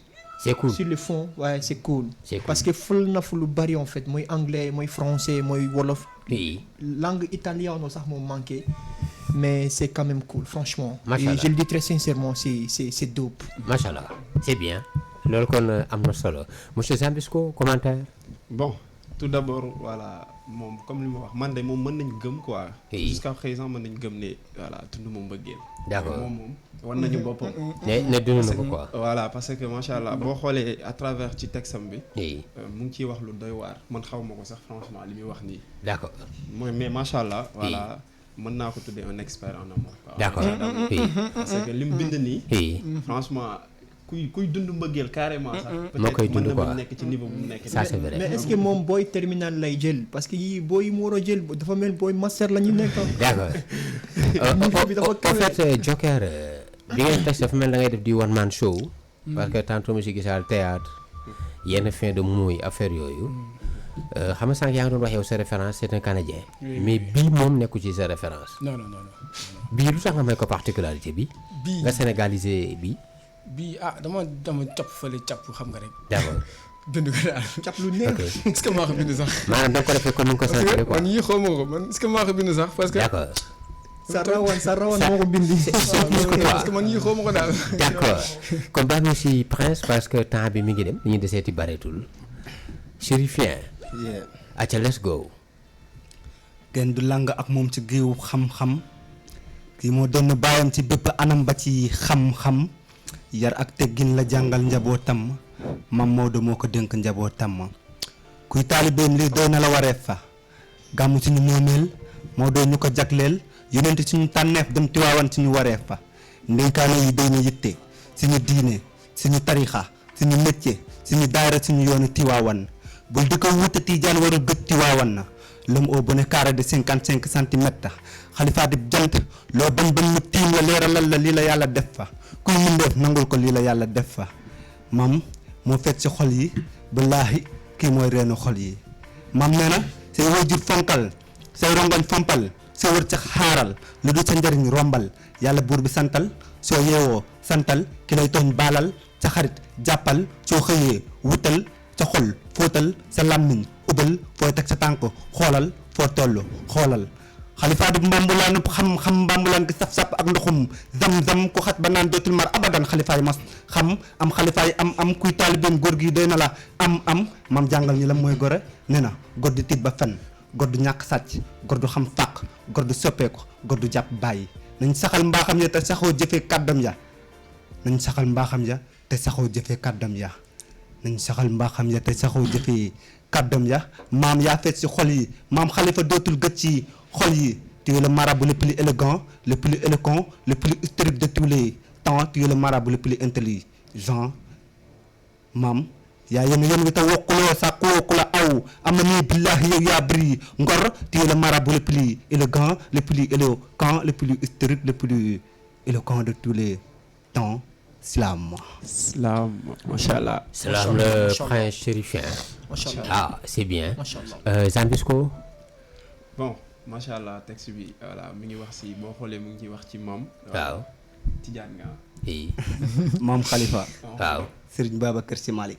oui. voilà donc amul Tijaan amul Murit amul Xaadir amul Laayeen. d'accord ku ne xam na ni voilà ñun ñëpp ay jullit lañ. oui. donc kon ñun ñëpp la ñuy bëgg. ñëpp dëgg la la ñuy sopp. macha allah donc su ma koy déglu muy wax si maam Khalifa. je suis Mouride mais macha allah dafa am lu may yëg ci loolu noonu. d'accord parce que Mouride Tidiane Xaadir Laayeen comme ni ma ko waxee lépp benn la. Kese. ñëpp ci yonent bi la ñu jokk. ça c'est vrai. voilà et macha allah texte bi riche na voilà. oui macha allah c'est bien en fait monsieur Souriban Oui. dem nga texte bi. Déglu naa texte bi déjà man Dof c'est toujours un plaisir d'écouter ce genre de texte d'accord parce que man j'ai tout un souci pour bind ici les grands hommes comme ces gens-là. pourquoi. mooy les prophètes. oui mooy Mam Khalif mooy Serigne Touba tous ces gens-là. oui Parce que je me dis qu'il faut avoir le courage d'accord de faire sortir ces genres de mots. d'accord Déjà, je te félicite oui pour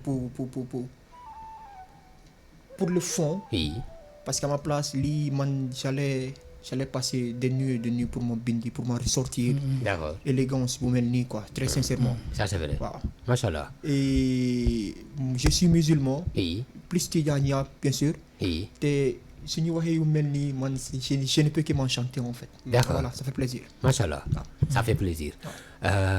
monsieur Joker.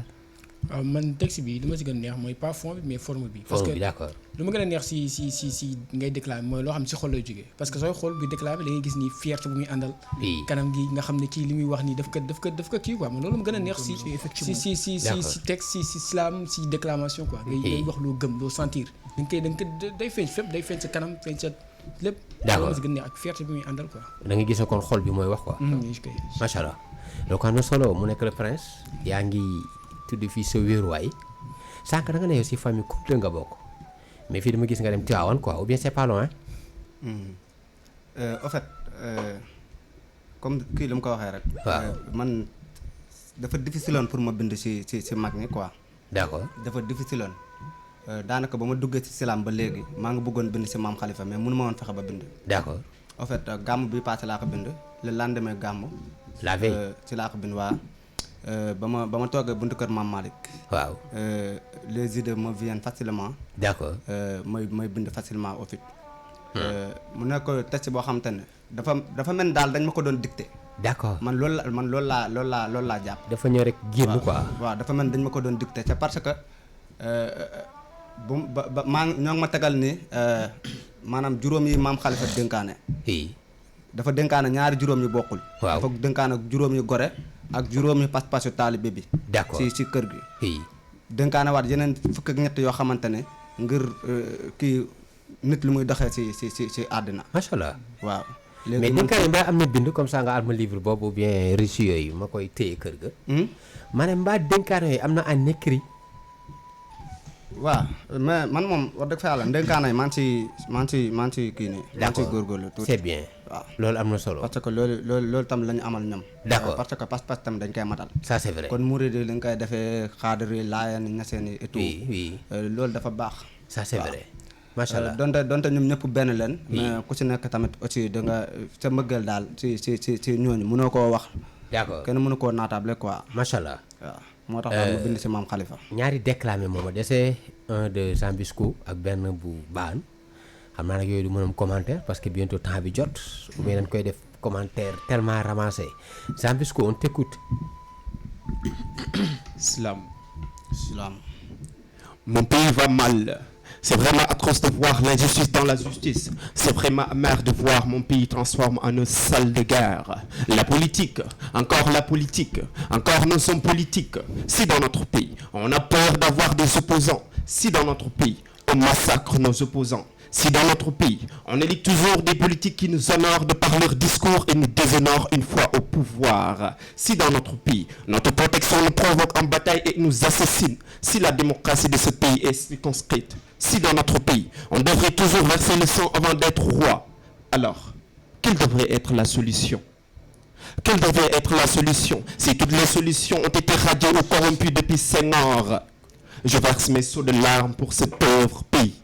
Je suis meurtri quand je pense à ma famille qui pense en moi. Je suis meurtri parce que je vois une jeunesse qui se dit être seul peuple et chante Dieu à cause du pouvoir. Djambar, toi qui tires sur moi et que tu devais défendre ta nation contre cette minorité corrompue. Djambar, nous sommes toujours des Djambars. Nous n'accepterons jamais la dictature dans ce pays. La prison, la mort ou la maison, on s'en fout. On ne fait pas du chantage à son peuple. On lui doit du respect. On ne négocie pas avec son peuple. On satisfait ses besoins légitimes. On ne méprise pas son peuple. On l'écoute, car le peuple est la seule source du pouvoir. Djambar, qui aime son pays, ne brûle jamais son drapeau. Les infrastructures, tu les brûles. Et tu me dis que tu aimes ton pays. Non, je ne peux pas le croire. Le pays si cher doit vivre dans la paix. Le Sénégal, un pays de la Teranga, un pays de Cheikh Ahmadou Bamba, de Hadji Malick Sy, de Mame Limamou Laye, Serna Sadbou, sans oublier Mambo Kounta Ndiassane chez la famille Thiandoum. Nous ne devrons plus se disputer, ni se bagarrer, ou de créer une mésintelligence entre nous. Nos ancêtres ont beaucoup fait pour ce pays. Prions pour que la paix règne pour toujours. Jàmm la paix, Slam.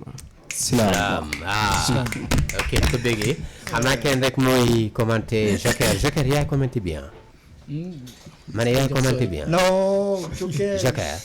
C'est pourquoi, vas-y frère. Vas-y, C'est Joker. pareil, vas-y. en fait lu ma gën a neex kii mooy la paix bi muy wax. d'accord et man paix bi su mu damay jàpp ni man paix bi yëpp waaw bu neexoon gouvernement bi. oui jàmm day am pour mën laa jàpp. d'accord si ñoom la dépendre quoi waaw bu jàmm amee bu jàmm am si ñoom la. D'accord. parce que suñ defoon lu askan bi bëggoon quoi. lu Oui. askan bi bëggoon jàmm dëgg-dëgg duñ taal dara te duñ yàq dara. maanaam daal ñoo mën écouter seen peuple quoi ok d'accord duñ taal duñ yàq. ça c'est vrai parce que aussi booy xool xanaa nit ki du jékki-jékki rek di taal quoi peut-être am na lu ko def moo tax mu mel di taal ok quoi. voilà. ça c'est vrai non au fait maa ngi gis ngay alerter monsieur Zambisco di éveiller mais aussi lu tax par exemple dafoo thèse ak antithèse pour jël tamit tuuti nga sol yëre tuuti ñi nga xam ne dañoo mer par exemple tey on t'empêche de prendre les cours à l'université foog nga contester mais maanaam finition bi nga jël quoi contestation bi nga ñëw rek blâmer ko sans nga laal lu pourquoi. vas-y monsieur Jean Bisco boo xoolee texte bi au début. waaw mi ngi wax ci voilà. tooñ yi politique quoi. d'accord la politique. oui mal gouvernance lay wax quoi. parce que boo xoolee maa ngi wax ci parti au pouvoir ak opposition yi parce que. joxoñu ma baaraamu tuuma rek ñi nga xam ne ñoom ñoo jiite askan bi mais ñi nga xam ne aussi dañu bëgg a jiite ji askan bi.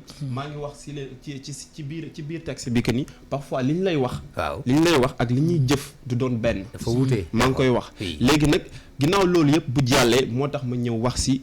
jàmm quoi parce que. lépp lu am rek am na lu ko waral. ça c'est vrai. taal bi ak yooyu yëpp dafa am lu ko waral. d'accord xam nga politiciens yi ñoom ñoo ko waral parce que ñoom ñooy def lii voilà maa ngi wax que ni réew mi nanguwuñ sax opposant donc ci ñàkk a nangu boobu moo waral gars yi di taal. léegi nag mais ginnaaw loolu bu taal amee ba pare. waaw mais il faut que ñu conscientiser ñi nga xam ne ñooy taal parce que suñu ay biens la ñuy yàq. ça c'est vrai. te boo yaakaar naa su fekkee bëgg nga sa réew. waaw voilà am na yoo xam ne waroo ko mën def quoi. d'accord c'est ça. c'est vrai. mais des fois aussi foog ñu daaneel foor yi pour mën a taal añ ba kër ga en fait Ban si yow la ñu clôturer le monsieur ASB. ASB bon damay déclamer ici une lettre à un inconnu en fait. ay inconnu. waaw une lettre à un inconnu. kon nag destinataire bi loo si bind si enveloppe bi. et bon X. je sais pas mais en tout cas. oui le message naa ko lancer vite fait. d'accord et puis on va clôturer en beauté. en beauté d'accord vas-y. Slam. Excusez d'avance l'impertinence sur laquelle je me livrerai, mais il fallait que je vous le dise. J'ai vu des beautés, mais la vôtre est d'une particularité rarissime. Il a fallu peu pour créer des vagues, peu pour captiver en profondeur. Permettez-moi de vous dire qu'écrire tout en regardant votre sourire affiché devient plus facile. Vous êtes une muse qui a le pouvoir de faire pleuvoir les mots de n'importe quel cieux. Et aujourd'hui, si ces lignes qui vous profilent, les miens coulent en abondance. J'ai jamais su que la planète Terre habitait une Vénus jusqu'à ce que je tombe sur vous, une mademoiselle voilée au charme sismique. J'espère que vous me ferez honneur et un plaisir sans pareil égal et une occasion de donner une dose d'oxygène à mes yeux, rien qu'à vous regardant de près et me laisser volontiers perforer par votre œil de lynx. Par cette présente lettre, je vous invite à l'ancienne et je vous prie de bien vouloir accepter un verre avec moi très prochainement. À ce jour, si vous le permettez, né votre plus grand admirateur. J'exagère peut-être, je rêve trop, mais sachez que les rêves fous ont réalisé les plus grandes choses. Permettez-moi de faire de cette page des centaines d'autres et par la suite mettre à jour l'un des plus beaux chefs-d'œuvre de ce monde très cher. Portez-vous bien. Ourul Aini en forme humaine. ah Slam. mais lettre boo koy joxee poste boo ko yóbbee poste lan ngay wax. maanaam boo demee pour fay pour ñu déposer le couleur. Bon, déjà, je pense que j'ai détaillé un petit peu le fond. D'accord. Voilà, j'ai dit voiler, sourire. Et puis la femme, voilà, forcément. D'accord. Su ma gisee elle saura c'est avec qui. ah d'accord. C'est qui quoi. kon xam nga ko lettre bi audio lay doon quoi audio WhatsApp. waaw sànni ko sur réseaux sociaux yi quoi. Sûrement parce que gars ñoom Zambisco ils ont des contacts. ils vont m'aider sûrement mu ne xaritam sax te xaw ma ko. Voilà bu ko déglu rek elle va savoir ça quoi. D'accord. kon mun naa ne lettre bi yow bon maanaam say désir nga wax. waaw si. léegi fu mu dal rek moo baax na quoi. j'ai pas ou compris. bien say souhait dama ne lettre bi say souhait nga ci wax. Si, c'est mon souhait parce que j'aurais aimé très sincèrement prendre un verre avec elle quoi. D'accord. Machallah, c'est bien. En fait, moi je compte sur mon sama gars yi ça a été du plaisir. di toog ak yéen chaque fois. di wax ne vraiment man rëccu ma lu ma la doon xamee ah. parce que si xamam monde bi léegi donner la ak recevoir. mais li may recevoir si yéen moo ëpp man li ma leen di jox quoi. kon donc man maa gagné si le fait que man ma xam leen quoi xam nga dernier tour de table comme ça ñu joxee lasu moo yi si journée tay bi ba ma commencé par Zambisco moom mi ma doon mujjee. Zambisco de las woo. Bon, tout d'abord maa ngi am mbégte bu baax a baax ak contentement. oui. ci invitation bi macha allah amoon mbégte aussi bokk ak sama gars yi plateau bi. sa copain yi. voilà ñi nga xam ne voilà ils sont tellement forts. oui. maa ngi nuyu aussi de passage sama yaay ak sama papa. D'accord. Actuellement ñoo ngi may suivre. oui. Voilà di nuyu sama famille yëpp ak la MIFA de Zambisco. d'accord nga xam ne voilà ñoom lépp ñoom la quoi bu ma demee ba mel nii ginnaaw yàlla ñoom la parce que ñoom ñoo may dooleel toujours. d'accord voilà di nuyu waa Louga Touba Kébémer. voilà maa ngi leen di nuyu bu baax a baax. xam nga di nuyu aussi ki nga xam ne tey ji ginnaaw yàlla su ma duggee ci lii moom la quoi moo ma gën a poussé ma dugg ci muy Khadim Touré un grand frère pour moi. d'accord donc voilà di béggee bu baax a baax ñi nga xam ne ñoo nekkoon ci Facebook bi aussi di ñu suivre. voilà gis nañ commentaires yi macha allah ak gars yi ñi nekk ci groupe Prix Sidi Lamine Niass bi maa ngi leen di béggee bu baax a baax. ñoo ngi gis message yi ku ci benn Khalilou voilà. et merci beaucoup Angélique aussi hein. voilà suñu Serigne Saliou. maa ngi koy gis sànq voilà. d'accord et que Joker aussi sama gars yi ñu ngi lay béggee bu baax a baax ak yéen ñëpp. voilà sama groupe bi gars yi ñu ngi leen di béggee bu baax. ñu ngi nuyu ñëpp quoi amoon mbégte ak contentement merci. ok monsieur Joker de Last Word. waaw di lay remercier aussi si occasion yu jox yëpp gis nañ prix yeeg. c'est partagé émission yeeg yëpp. di nuyu tamit ki ma jox passe parce que man élève laa yor ma dara. ah kan moo jox passe. ah non moo jox passe. fu ma mën dem moo jox passe. looloo tax dugg nga say affaire ma ñëw parce que looloo tax dugg nga say affaire ma ñëw. yore quoi.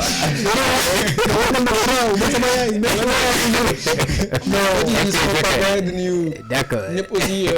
di nuyu ñu ma bokkal plateau bi ñëpp ay gars yu baax lañ comédien la mooy xool rek retaan moom arrête ça frère mooy xool rek retaan di nuyu gars yëpp aussi di jàllale ni waa Yaaslam bu nekk Guédiawaye waa Yaaslam benn groupe slam la bu nekk Guédiawaye d'accord dañuy dérouler seen événement benn festival si J-Hop lañ koy dérouler d'accord c'est quand je pense que c'est le 9 décembre ngeen fa ñëw inshallah d'accord acca le prince Last Word.